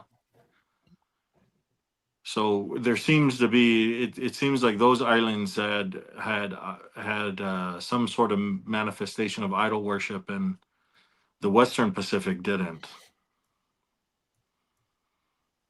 What I find interesting of the fact that they have New Caledonia, and this is why. Look, this is them over here. Is it just because they have the French influence? No, because remember that. Well, no. Well, I mean, I'm sure that draws a clue. But if you zoom into New Caledonia and a bunch of the some of the small, they still have Polynesian names, and even some of the villages on New Caledonia. Try zoom in and see if we can see. Zoom in and look at the village names and stuff. No, I don't dispute that it has the Polynesian influence. It just that they would why would they be tied when right in the middle is Tonga, Fiji, Samoa? Oh no, it's just for the same Essential. reason why. For the same reason why you would have that influence in New Zealand as well. Right? Yeah, but It's New Zealand is kind of an outlier. I mean, you don't have to go past Tonga, Don't. Fiji, and Samoa to get to New Zealand. Well, you kind of do, but remember, Tonga, it's Toi is the one who found New Zealand. Or there was a particular kind of mission. There were levies either on labor from various islands, Or ko o mai ko ke no fo I fo oga ha fo no fo oga nei mau. Na whakamafola whoke tala koe mau koe kere fo o. And then they would tell people, and then people would migrate there. So like in the case of like New Caledonia, because for trade relations, kava, a whole bunch of birds, feathers, those kinds of things. Na e whekau ke o mai e kau ngau e ia me he umotu ke heke no fo I e whangi koro tau mo e whangi u wheitu ugo ia. No, understood. But it's just strange to me, unless they brought originally when they found New Caledonia, they brought people from Eastern Polynesian, because we hear a lot of stories about the Solomon Islands connections to Tonga, some of their Yeah. oral history and stuff. But okay, Vanuatu, all of that stuff. yes, Yeah, but those places are like we have trade. It's like a trading outpost, right? And you establish a trading outpost. It starts to thrive. It becomes a center of commerce, and then it starts to draw people. And then as an outpost, you say, hey, we need to establish this trade outpost. Go to Tahiti and tell Tahiti they need to send 150 people, right? You go to Tokelau and Tuvalu and say, hey, you guys need to send 30 people. And then you send them to man those outposts of the empire, essentially. yeah, interesting. Yeah, very interesting. We have a paying member here, Mel Tiki or Tiki Tiki. I'm not sure what you're referencing there, Mel. Maybe if you could kind of expound a little bit more on I know why Lee's laughing, but Tiki torches. Tiki. Yeah. They have the The tiki, isn't that the tampua? The tiki Yeah. they usually do. Yeah. Yeah. Oh, so that's what she's referring to, the Lotu Tampua. Yeah. Yeah. The tiki. So things. interesting. Yeah. I mean, I just thought it was kind of interesting because I was like, dude, like New Caledonia is like way out there. Why are they? But apparently there's a strong because connection remember that's there. a great place. Those are great places for birds, for kava, for ngatu. Getting Those resources. yeah, a bunch of those resources. Vanuatu, Papua New Guinea, Solomon Islands, New Caledonia.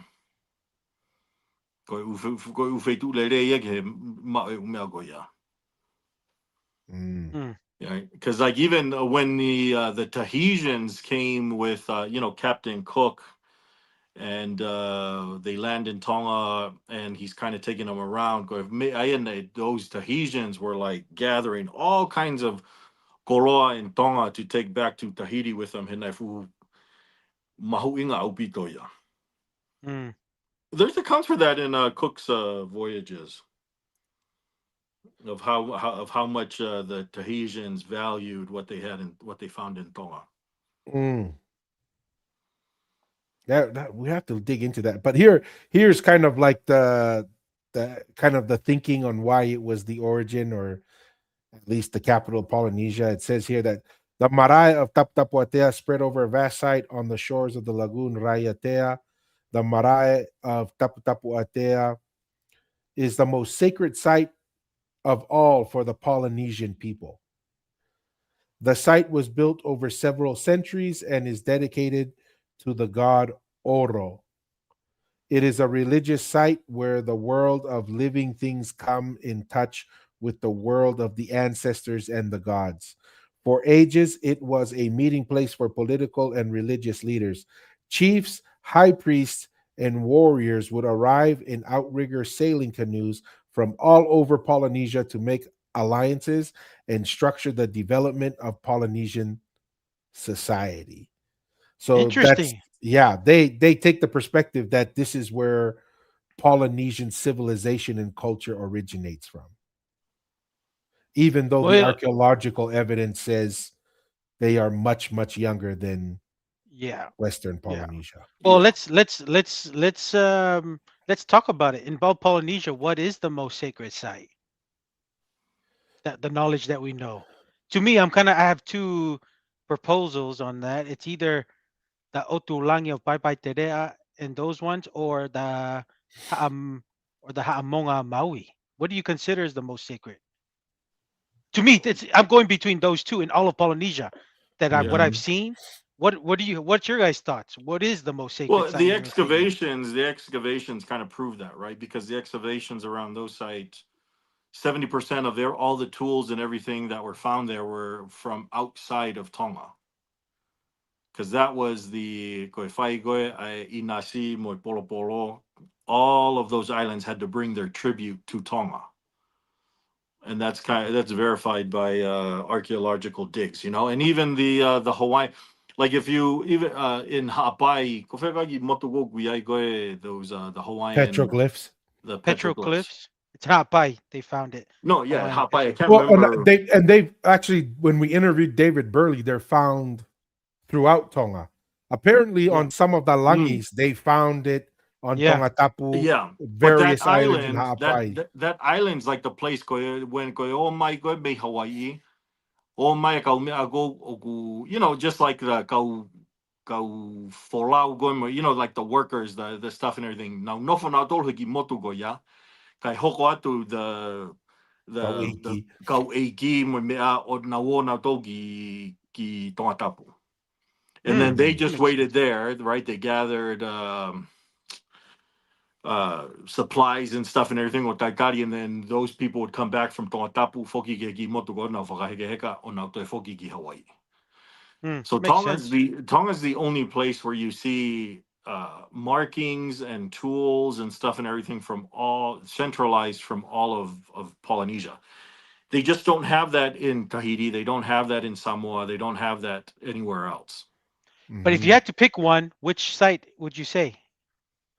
If I were to Well, pick, it'd because the probably be La Langis, Paja, in my well, opinion. the Langis are Yeah.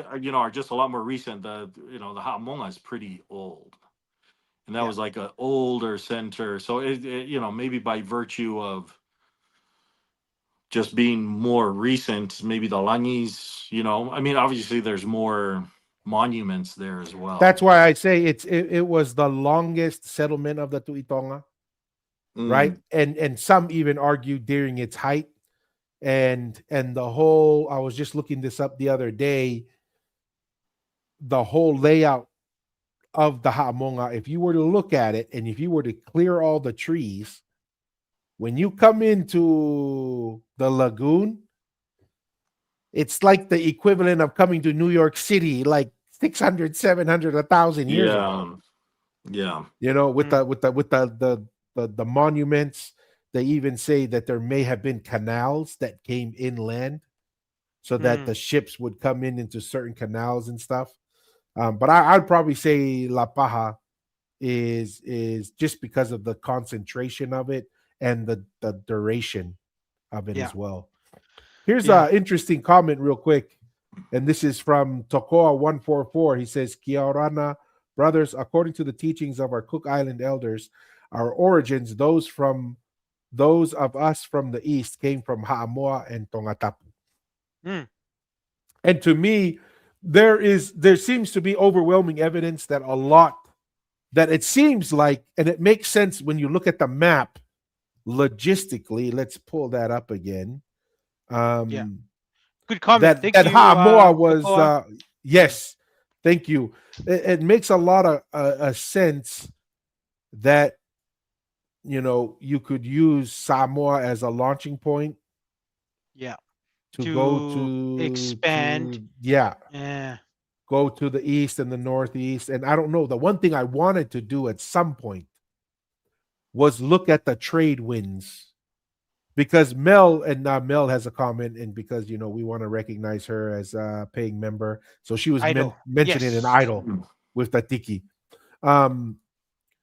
It'd be interesting to understand the trade winds during the most favorable times of travel, and see how much of an impact that makes and which islands become. Remember, Masi, we talked about, like, if you imagine all of Polynesia. And from the research that Mel did, it seems like Tokelau was kind of a center point for all these guys up here.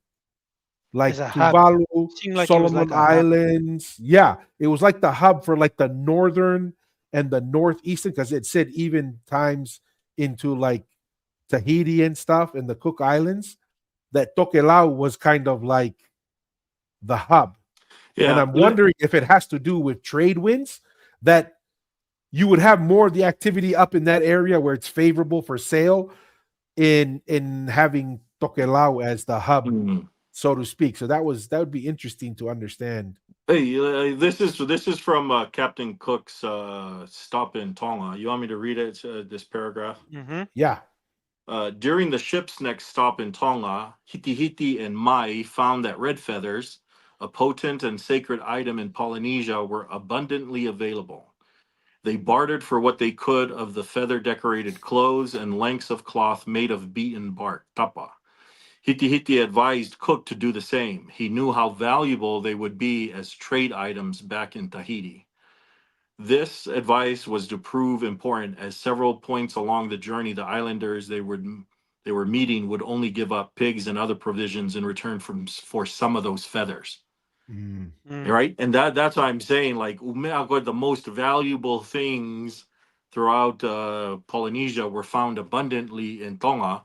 And so when they're there, this guy tells Captain Cook, collect all this stuff, these feathers, the tapa, and all that stuff. This is the you'll be able to currency. trade that.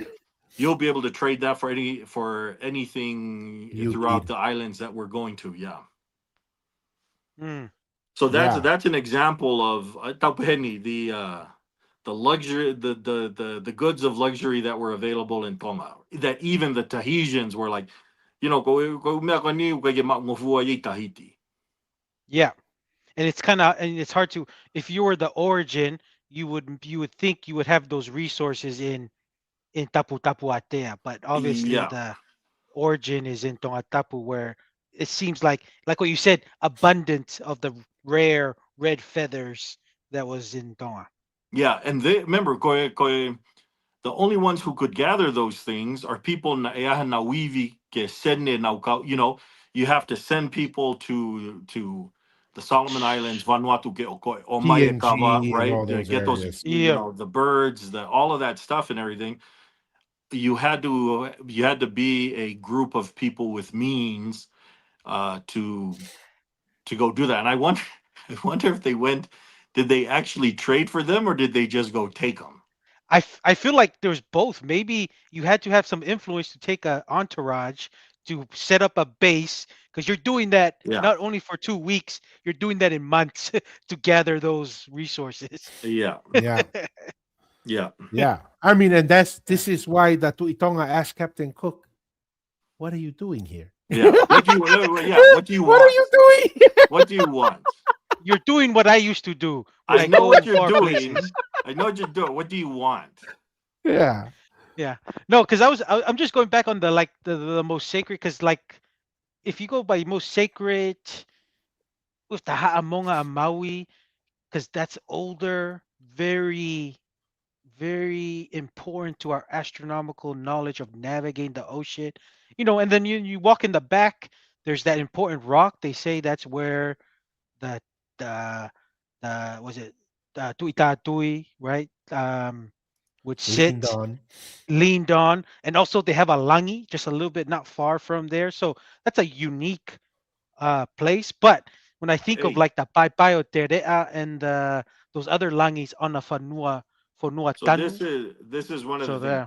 Ko foi foki atu ko ni koe, ai ongo tama ko ni koe me Tahiti koe na woko ki Tonga.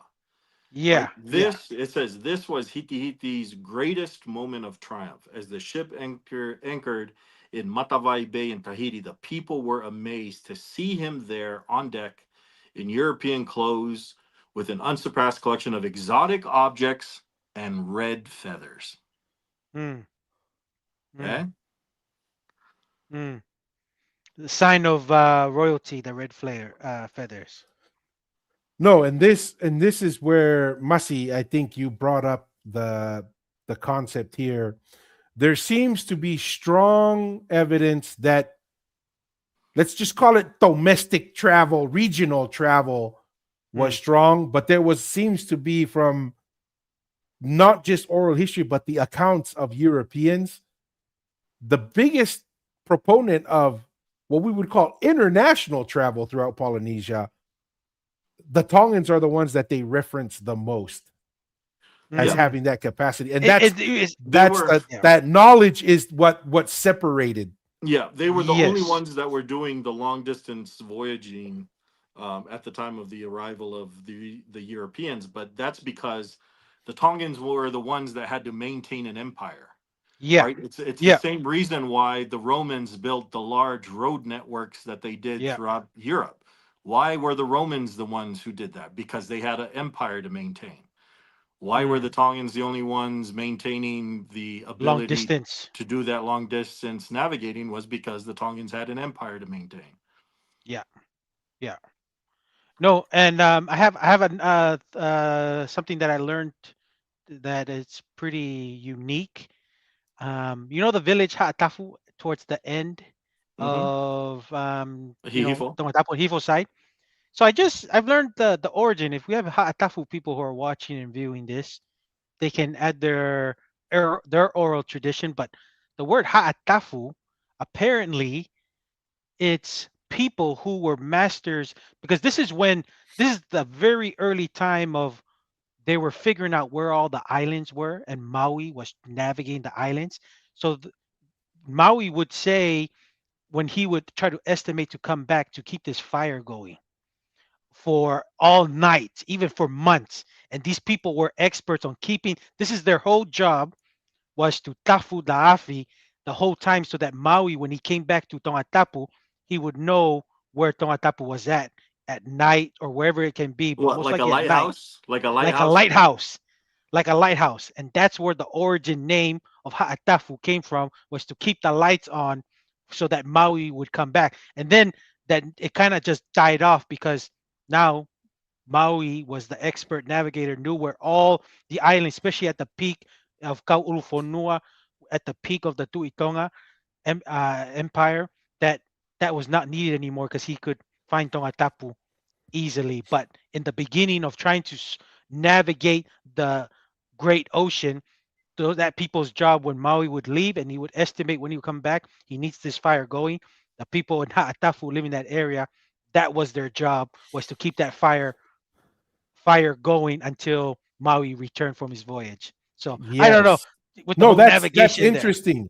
That's interesting because Mel, our very loyal follower and supporter, the Ha'atafu name is actually tied to who their oral history says was the great navigator in Tokelau, and that was that person Atafu ended up becoming a very recognized name. That's who taught everybody in that northern area the routes and going back and forth. So it's very interesting that it's tied to navigation. This was not planned, but because of the conversation, I know exactly how we're going to close today's show. I had our trusty Grok do an analysis for us. Yeah. And it was, let's open up this window. I think it's this guy. And we'll go through the prompt. Okay. So the prompt that we gave Grok was top 3 contenders for the island with the highest evidence as origin or capital of a Polynesian nation or empire are, I didn't share the prompt. Well, you can get the prompt by it's restating it, right? It says, look for evidence, scientific oral history, just take all evidences and say, and then look at it geographically. What would be the most advantageous geographic, any type of advantage you can think of. And remember, this is Grok. We just upgraded to the biggest version of Grok. So this has, is this the best version of AI from Elon Musk? This is the best version from Elon Musk right now. Okay. So this is multiple, what they call agents, taking different positions, and you can watch it, right? These little agents will say, hey, I think it's Samoa. Another one will say, I think it's this location. And then they have a debate in the background. And then the analysis of who is the strongest contender is then presented here. Okay. Right? So it goes, so it's going to give us the top 3. Says these stand out over other candidates, example Marquesas, Hawaii, or Easter Island, because they combined early archaeological settlement evidence, oral traditions of centrality of rule, and physical traits suitable for supporting large populations. Voyaging fleets and centralized power, key for a nation or empire in Polynesian terms, chiefdoms or maritime homogenies rather than modern states. No single island was the absolute origin of all Polynesians. Ancestors traced to Lapita culture from Western Polynesia 3,000 years ago, ultimately Southeast Asia, Taiwan. Hey, we need a Polynesian eyes pilot or what do they call it, to debate. We needed to add a Polynesian to debate that one a little bit more, but we'll take it. But these three have the strongest claims for being a foundational hub or capital in Polynesia proper. Number 3, Savaii, Samoa. Strong on origin and early influence, but not selected as top due to fragmented evidence of sustained empire. Okay. Why in the top 3? Scientific evidence places Samoa, including Savaii, among the earliest Lapita settlements in Polynesia, part of the Western Polynesian cradle alongside Tonga, where Polynesian culture crystallized after a long pause.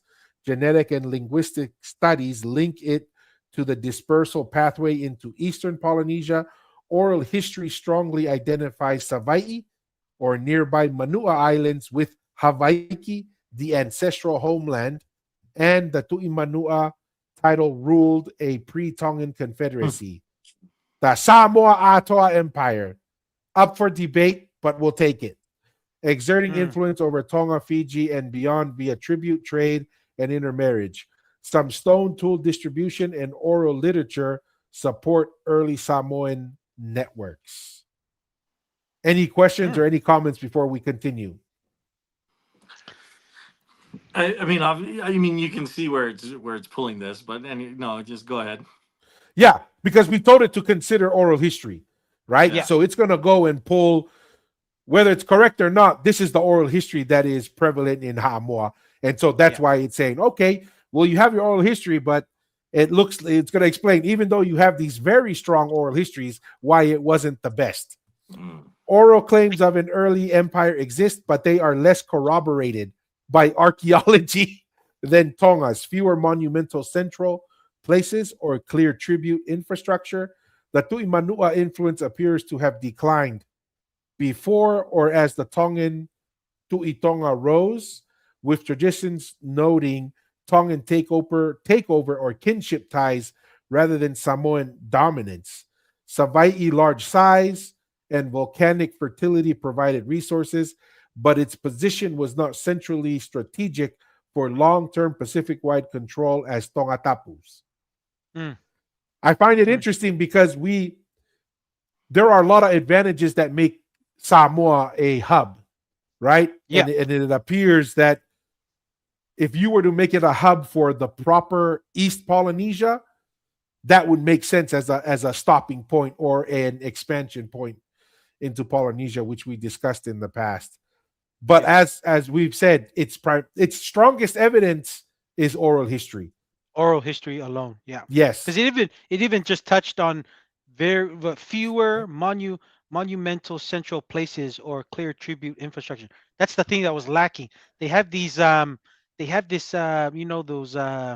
they call it the purimeleis around, but that was dating a lot towards when Kalu'ufonua, when he found his assassin, the people who assassinated his father Takalawa.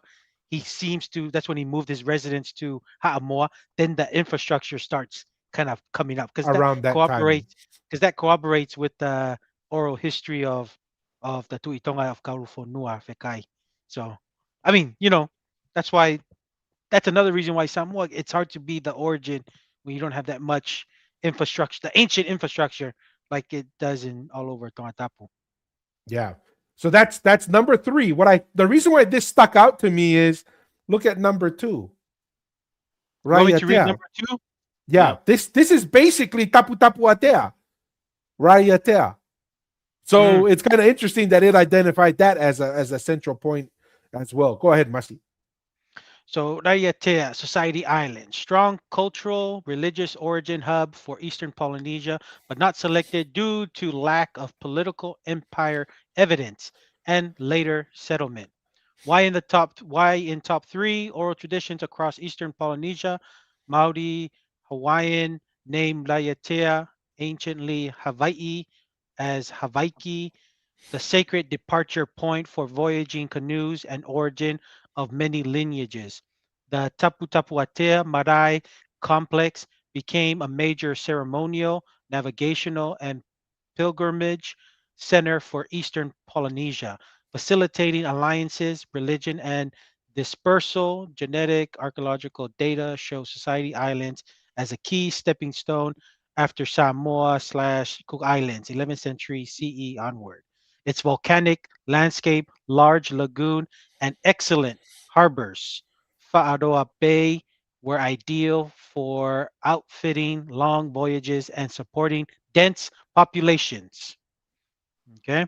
Next point, why not the best? Settlement here occurred later, 1000 to 1150 CE than Western Polynesia, making it a secondary hub rather than primary origin.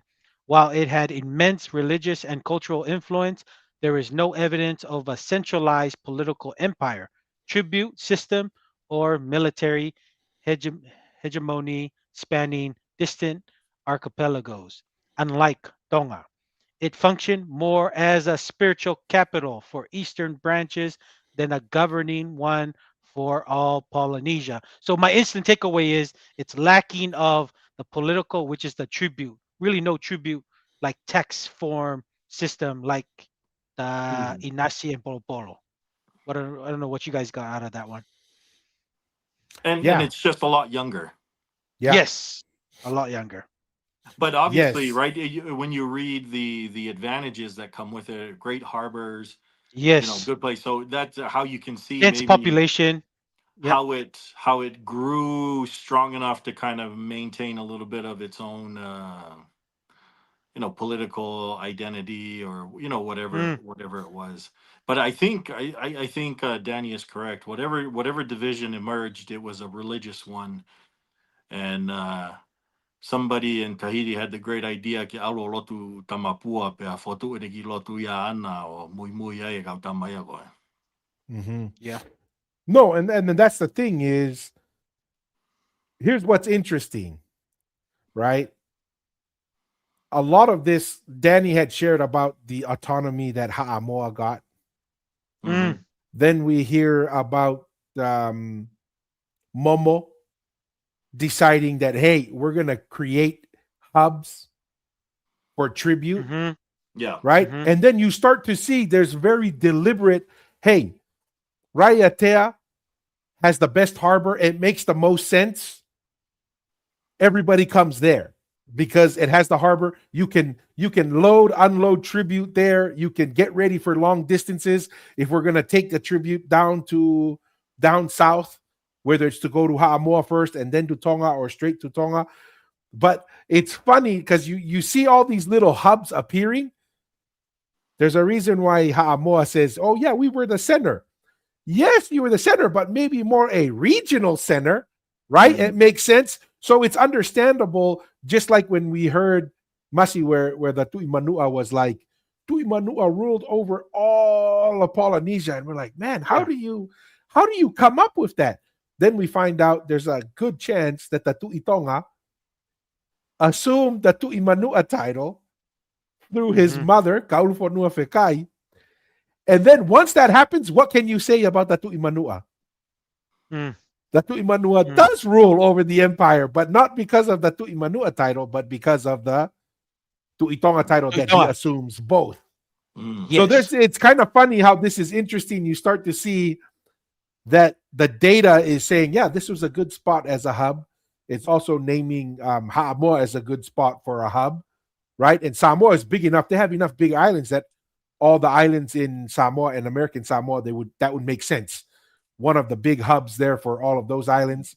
Yeah. And then No, Oh, go No, ahead, and I was Mas. gonna just no, I was gonna just touch on you touched it on one of when you on one of the live digital kava sessions when you did it solo to the word even tui, the origin of the old Samoan dictionary, right? Of this Palangi guy gathering in what is it? He spent 40 years in what eight what was the year to 18 in the 1800s, 18 like 1800 1850 late. or Yes. 1860. Yeah.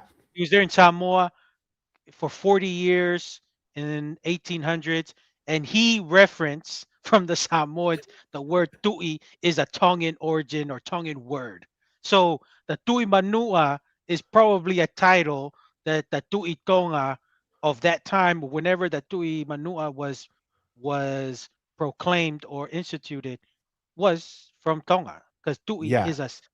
is a Tongan word, and I've kind of always had that feeling, but now that we have that evidence from the earliest written Samoan dictionary, that tui is a Tongan word.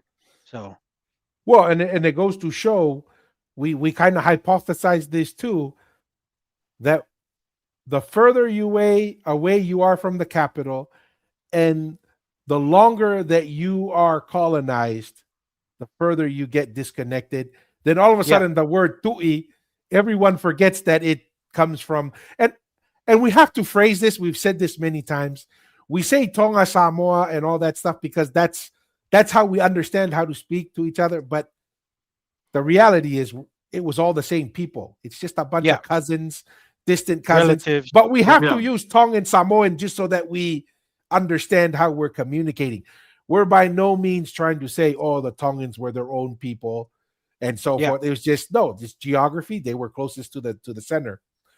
But I yeah. do think it's funny that you're seeing these hubs, and then there's oral history that says Momo said, yeah, let's create a little bit more convenience, and so it's not so burdensome. Let's create hubs, regional hubs, and then you're seeing the data kind of match that. All right, last one. You want to I read can this read one, it. Lee? Yeah, Or Lee got it. or Lee or Masi, Okay. whoever. All right. Tonga Tapu, Tonga. Selected as the strongest overall due to the clearest evidence of a sustained maritime empire with a defined capital. Tonga Tapu, specifically the Mu'a Lapaha area as capital, has the highest combined evidence as both an origin point in Western Polynesia and the capital of the most documented Polynesian empire, Tui Tonga Empire. Scientific evidence. Tonga, with Samoa, hosts some of the earliest Lapita sites in Polynesia, marking the emergence of distinct Polynesian culture. Archaeology at Mu'a Lapaha reveals monumental langi, royal stone tombs, a clearly defined central place with elite burials and evidence of centralized chiefly power. Among the most complex polities in Polynesia, chemical analysis of stone tools, stone tools show Tongan influence had and exchange networks across the Pacific. Genetic models confirm Western Polynesia, Tonga Samoa as the launch point for Eastern settlement. The oral history. Detailed genealogies trace the Tuitonga dynasty back to 950 CE. Founder Aho'etu. Traditions describe annual Inasi tribute ceremonies at Mu'a, where subject islands, Samoa, Fiji, etc., brought offerings. The empire expanded via voyaging canoes, intermarriage, and hegemony, incorporating former Tu'imanua domains. It is explicitly called a maritime empire in both Tongan and external accounts, right? So it's verified from internal sources Europeans, and yeah. external sources. Geographic, physical characteristics for running an empire.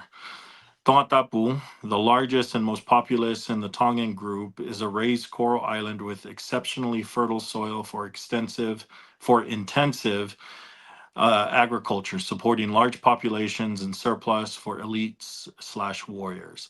Its central position in Western Polynesia enabled control of east-west voyaging routes, protected harbors, and proximity to other Tongan islands facilitated fleet assembly and defense. Unlike smaller or more rugged volcanic islands, its flat terrain supported monumental construction, and sustained a hierarchical society capable of projecting power over vast distances.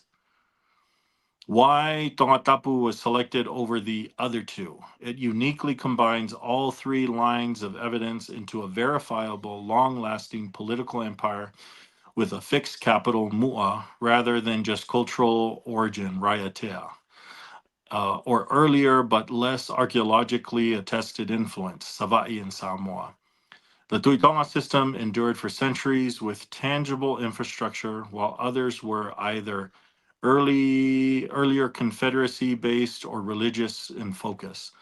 This aligns with how Polynesian empires operated through prestige, tribute, and voyaging networks rather than direct conquest.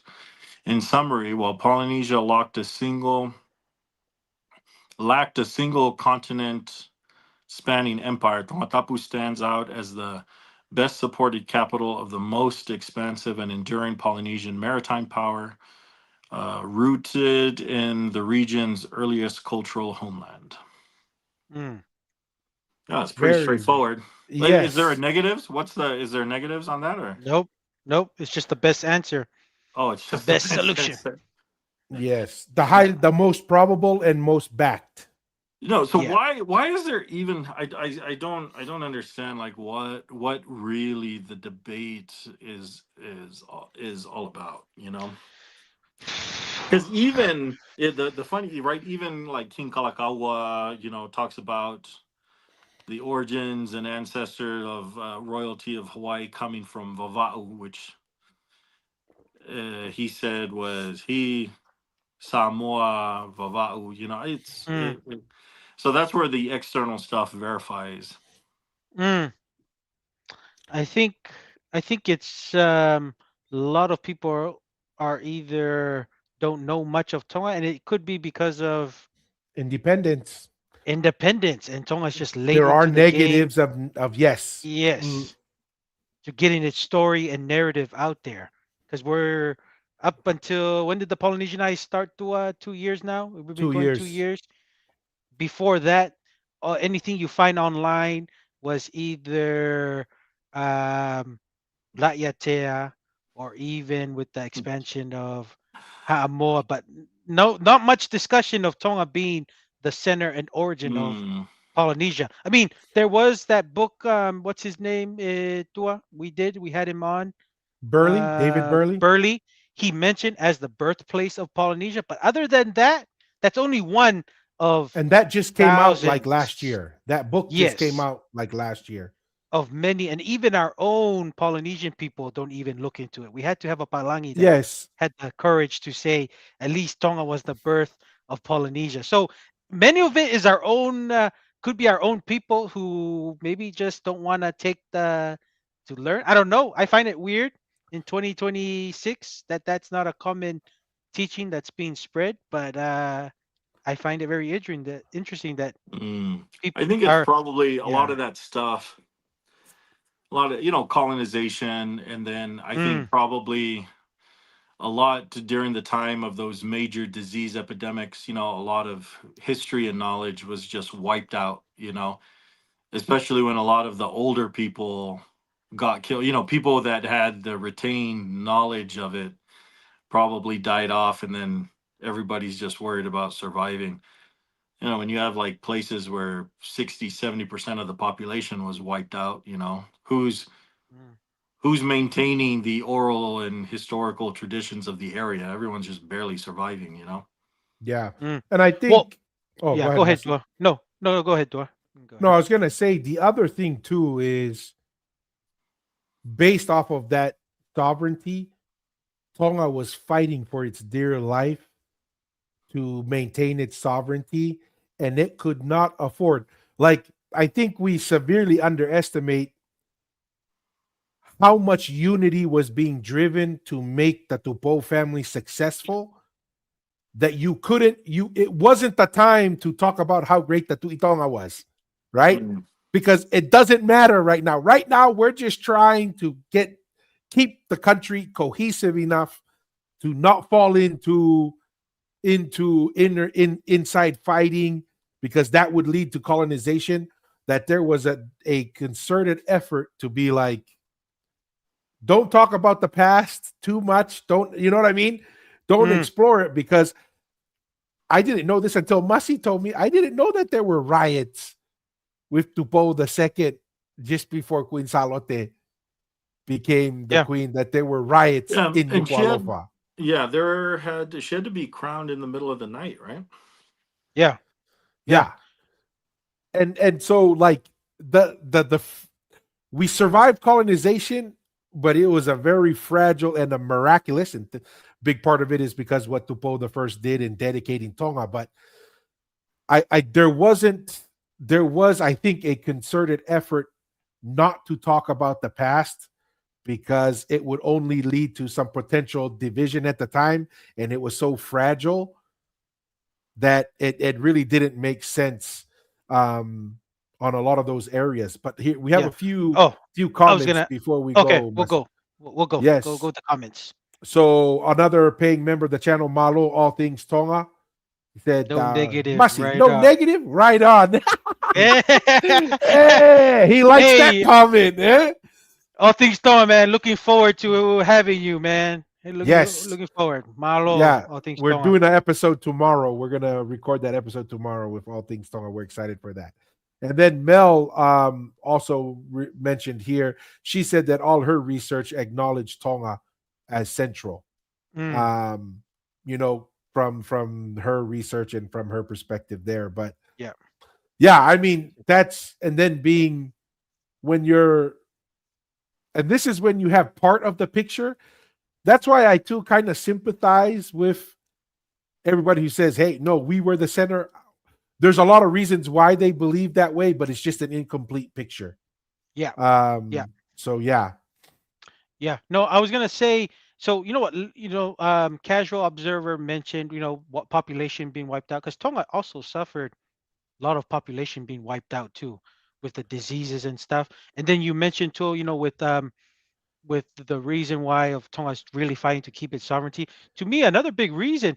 Remember, I've come across, there's still Samoans in their 80s and 70s that still remember that when they were under German and British rule, it was so bad. And this is where the knowledge, the colonization really wiped out a lot of the oral history, in my opinion, or played a big part. What you guys mentioned. Remember, they said they couldn't buy goods unless they had a Palangi name. They couldn't even send their kids to school, and even movement of travel, like between villages, unless you had a Palangi name or had a Palangi behavior or display of characteristics. Like, it was bad under the Germans. COVID shutdowns over there. It was bad under the Germans, and then the British through via New Zealand, and that's just Samoa. And and we all know with Hawaii and Maoris that happened here, that all of Polynesia was being wiped out of not changing their name to be more Palangi and being more Palangi, because that was the way to get ahead of life, which Tonga we didn't have to go through. We were just focused on keeping our sovereignty, and we were able to maintain our oral history of what our families passed over as less changed, because all of Polynesia was just trying to act as whoever was colonizing them. Fiji the same way, being colonized by the British. France being with the whole French colony. So to me, that's another big reason. If we have Samoans who still remember how it was with New Zealand via British, how it was back in the days, imagine what they have right now is what's been revived, and a lot of the oral history of Tonga being the origin and center, a lot of that's been wiped out, because they still remember how it was back in the days, and life was very difficult under the British rule or German rule. So, yeah. What that reminds me of, Masi, is when we looked at the Pulemele video that they recorded of interviewing the villagers, right? Here you have the academics and the foreigners walking around. Look at the Pulemele Mount. It's amazing. Look at it. And then they go interview like two ladies who grew up in that area. And they're like, oh, we never heard the word Pulemele. We don't know where that comes from. So this is what we're talking Yeah. about, that contrast. Yeah. Here is localized knowledge in the area of the people living there. And then you have these academics and foreigners who are the ones that are going to control the narrative to the rest of the world. They're Mhm. they're coming in and saying, man, Pulemele, this is ancient Samoan, like chieftain, whatever. And then they interview the locals, like, oh yeah, the guy who farms this land, he said it's always been known that this was for the Tuitonga. Yeah. The patonga, and she Yeah, referred it as the patonga. yeah. And she's like, this is what we were always been told in our villages and everything. And this is when the Tuitonga would come. He would reside up there. And and And I, poor villagers who have this information, while the academics and the foreigners publish to the rest of the world, Pulemele, that's the name yeah. of the mound. Yeah, and you know what's so funny too? I still haven't come across a Samoan that can break it down what Pure Malay came from and what does it The mean? meaning of the word. Yeah. Meaning of the word. That's how crazy it is. But that's what's being shown to the Published. world, and I haven't come across a Samoan that can tell me the origin of that word and why it's named and what it means. Isn't that crazy? So who Interesting. where's the word from then? Some academic or someone came up with Whoever it. found the place, I guess. It's almost like whoever found a new something gets to name the insect or the fish or the mushroom or the tree. They have the first dibs, and then the native people can figure out when they can advertise their own, their own history. Let's see if our grok can find us. What is the origin? I doubt it, but we'll see. What's the origin of the name Pule Pure Mere. How is it do they spell it with a R or an L? L? P-E-L-E-M-E-L-E-Y. Pure Mere. Spell it again, Mashi? P-U-L-E Uh-huh. Yeah. M-E-L-E-Y. Pure Oh, they spell it with a Mere. Y. No, I. Oh, sorry.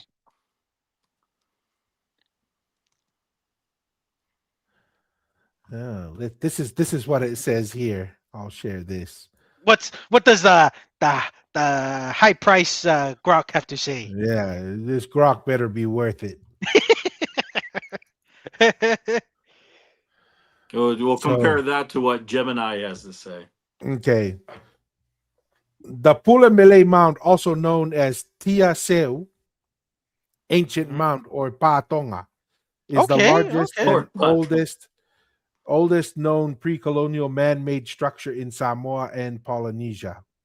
It is a massive rectangular platform location. I want an archaeological context. What's the origin of the name? Origin of the name. No widely documented etymology or literal translation for Pule Malay appears in archaeological reports, Wikipedia entries, or public Samoan sources. It does not break down straightforwardly into common Samoan roots in available references. Example, Pule can mean authority, rule, or chiefly power, while Malay has no clear standalone meaning or obvious connection in this context. The name is the modern or traditional designation used locally and in scholarly literature for the specific mound. Alternative names provide more insight. Tia Seu Yeah, refers to it as an ancient mound or platform. Tia kind of like the often Sia denotes a Lupe raised. Yeah. in Tonga. Pa Tonga. Tongan wall or Tongan enclosure is an older associated name, sometimes applied to the mound itself or nearby defensive territorial stone wall, kind of like the one in Uvea, right? Yeah, It's that thing's like kilometers long Mm. walls with a whole inner infrastructure. This may reflect historical Tongan Samoan interactions or shared cultural elements during the period of the construction, but it does not directly explain Pule Malay. The name Pule Malay likely stems from local Samoan oral history and place name conventions tied to the site's location, associated chiefs, or perceived function rather than a descriptive literal meaning. Samoan place names and monument names often derive from genealogies, legends, but the genealogies and the legends don't say anything about the name. In summary, while the mound physical origin and development are well studied through archaeology, the specific linguistic origin of the name Pulemele itself remains obscure in public records and appears rooted in indigenous Samoan traditions connected to the Palauli district and high chiefs. For deeper insights, consulting Samoan elders and Center for Samoan Studies at the National University of Samoa or detailed oral histories from Vailoa Palauli would be valuable as much traditional knowledge is passed down verbally. Did Okay. Gemini Oh, find anything? It just references so Patonga. yeah. It just says the Pulimele Mound, also known. What you kind of read, Tiaseu is Yeah. the largest and most ancient. Is located in the Tolo plantation on the island of Savai'i. Uh, How Oh, about you this know one? what? I How about this one, Lee, on the screen? I can't. I'm using my phone, so I can't read it. Oh, oh oh it's Pule Siiti. Or how about this one? Pule Meleni. no, I think maybe from what Gronk is saying, maybe the academic and the high chief of that area created the Pure Mere in a in an agreement. I get little something, you get something, and Pure Mere, and we'll keep it that way. And is it Pulimere or is it Pulimerei? No, it's Pule Mele. They don't. I don't think there's Whakaua there. Just Pure Mere from my understanding. So I don't know. It looks like that's what I'm saying. I still haven't come across who dubbed that name Pure Mere, but like I said, could have been a the Samoa University in Samoa had a shake hand with the Chief Matai in Palauri or something, and this create the word, and we'll Yeah, keep it there. yeah. And then the academic can write it in their paper and say Yeah, my reference is High Chief from what is it? Palauli and name the High Chief. Palauri. That's my reference. Yeah, oh yeah. Hmm. Maubegi negi ma. No, but it's clearly right. Like I'm sure the name Patonga didn't fall out of the sky. You know. Yeah. That's No. the that is multiple locals who have referenced that name that the interview too and I saw. They've always referred it as the Patonga from the gentleman she said when she was young and then what she's heard. And she said this was the place where the Tuitonga would arrive and dwell at. Yeah. My favorite is when she goes, "Oh, I never heard the term Pulemele Puremere. before." And I think she even says, "I don't know where they got it from." For us, when we grew Yeah. up, and then she Yeah. gives her side of the story. So very interesting. Well, Very interesting. I think that'll close us out. We're at the 2.5 hour mark. And I thought that would be a good way to close this with that Grok determination on the best location for a capital and origin point. But Masi, Yep. then Casual Observer, will go in there. Closing comments. No, another great live digital kava session. I hope our viewers get to take something out of this. I enjoyed the talking points. We talked about the modern um, affairs and stuff that's going on. Um, with the war and the the effects of the war with the oil here in New Zealand and throughout Polynesia and into the U.S.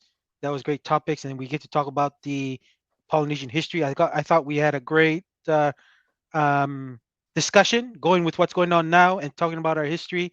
So I enjoyed it. I hope all the viewers enjoyed it. I appreciate the comments and the cover bags, water bears, and Yo, everyone else who malo. contribute. Very appreciative of that. And you know, We enjoy talking about these things, about our history and what's going on in our world in the politics. And I hope you guys find it interesting too. Until the next one, see you later. Malo. Malo, malo. Well, sure. I kind of missed. I was looking for you guys on YouTube, couldn't find it. I don't know what was wrong with that, but I caught you guys on the Instagram thing. I was jumping in on the economics part for the Mm, economic development questions that you guys were talking about, and the access to energy, the availability of especially cheap energy necessary mm, for the economic development of a country and stuff, and how that's why oil is as important as it is, um, and why we're kind of going through what we're currently going through. But sure, I kind of missed that part of the discussion, but that's where I was going to kind of jump in. But this portion talking about the historical stuff was very good. Glad I got to spend some time with you guys. mm. Good topics for discussion. Malo. Hey, Oh, Lee, make a plug. Have you published your podcast yet? No, no, no, no, not yet. Still kind of getting a little more familiar with the technology. Been a lot of travel too, but looking forward to kind of rolling that out, and kind of figuring out exactly the kind of the layering of that, of what the podcast is going to go out kind of layered with as well. We're working on some stuff with the state of Utah, state of Idaho, state of Nevada, on some things that are related directly with the podcast, and some things with the Olympics and the upcoming World Cup. So mm. Okay, okay. yeah, yeah, just kind of sorting that out. Awesome. And where are you at, Lee? Are you where you're in Big Island at the actual Mary Monarch where it's being held? No, no, no. We were just watching. I'm in Colorado right now. Oh, Colorado. Okay, okay, all right. Next door Yeah. neighbor from Utah. Yeah, hopefully, if the weather gets better in Canada, is gonna pop up into Calgary Okay. for a day or so, then come back down. But Hey, Go to the Calgary, Calgary they could. Stampede. Yeah, I've been hearing mm, some talks. I don't know. We'll see. But they said Calgary isn't that the Alberta state Alberta, could yeah, state of that Alberta. could vote to get out if things get really bad in Canada and join the U.S. of A. But we'll see about that. Not likely. I mean, I still think it's a minority, but still a large minority. But Hmm. Canada needs to, because Alberta carries a lot of weight for the country, Yeah, that's their economically. energy. That's their energy that So, feeds Canada. um, it'll be, Canada has a bunch of issues that need to get sorted out. But Okay. yeah, we'll see. Uncle Donald. I mean, there's a bunch of stuff everywhere with NATO and Japan Hmm. and Korea and what's going on in Iran. Mm, yeah, Hmm. we'll see. Interesting times. Interesting Interesting times. times. Interesting times. But that's one of the thoughts that popped up when that I get Tahitian lady, Marcasian lady, the lady in French that was talking about, oh, let's just forget the religion and the politics and Yeah. unite around the culture. It's like, man, do you know how big religion and politics are in forming your kind of culture? Yeah. Yeah. Yeah. Like That is the culture. that That is. is the I core. mean, it's like those are majorly important parts that kind of determine what exactly was going on in New Caledonia with the strikes. Or is there a bunch of political unrest issues going on out Yeah. there? Yeah. Yeah, they're The pushed reason back why against the French.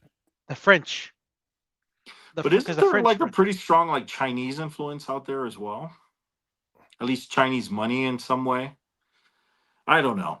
Um, but I think the layers of some of the things going on in New Caledonia are pretty Mm, interesting. But it's kind of like when you don't have to really run anything, then you just like it's easy to say, oh, let's just all get yeah. along and be happy. You know what I mean? It's Yeah. like, Yeah. yeah, It tells me you definitely don't come from a place that is significant to play a big role in politics and religion because that's what that's what people who run the country are into. Yeah. What did you say, Masi? Fakakau or Fakamotu? Fakamotu. That is a Fakamotu. That is a Fakamotu. It's so funny. Yeah? I find it. I've always heard it, but when you get out of Tongatapu, it's like come to other place, and then you're still like, man, shit, it's still even some Tongatapu thinking is still Fakamotu. But when that only makes sense when you're in America and other places like hey, Fakamotu. But when you're in Tongatapu and all the other islands come, it's like Toi ko viangi toi Fakamotu. When they come to Tongatapu. But it's just funny. Because it is kind of funny, just you say, just the different levels. Because a lot of times when you see New Zealand behavior, looking from the US, you could almost say, Yeah. that's Atamai Whakamotu, even though, but then you go from New Zealand to Tonga, New Zealand would look at Tongatapu and say, Whakamotu, and then Tongatapu to the outer islands. There's always a bigger fish, there's always a bigger guy, whatever it is. But for me, my closing thoughts, really do want to thank all the viewers and the listeners. Appreciate it. As we mentioned, we hit 2,000 subscribers. We continue to have paying members. We're getting close to 1 million views just on YouTube. Yeah. And we're still on track for millions of views on Facebook. And really thank everyone. Please, every like, comment, share. It goes a long way to continue the momentum. And really appreciate Casual Observer and Fale for joining us. And as always, we say be bold, right? Don't be afraid to ask the hard questions, but always stay curious. Till next time. Mahalo. Mahalo.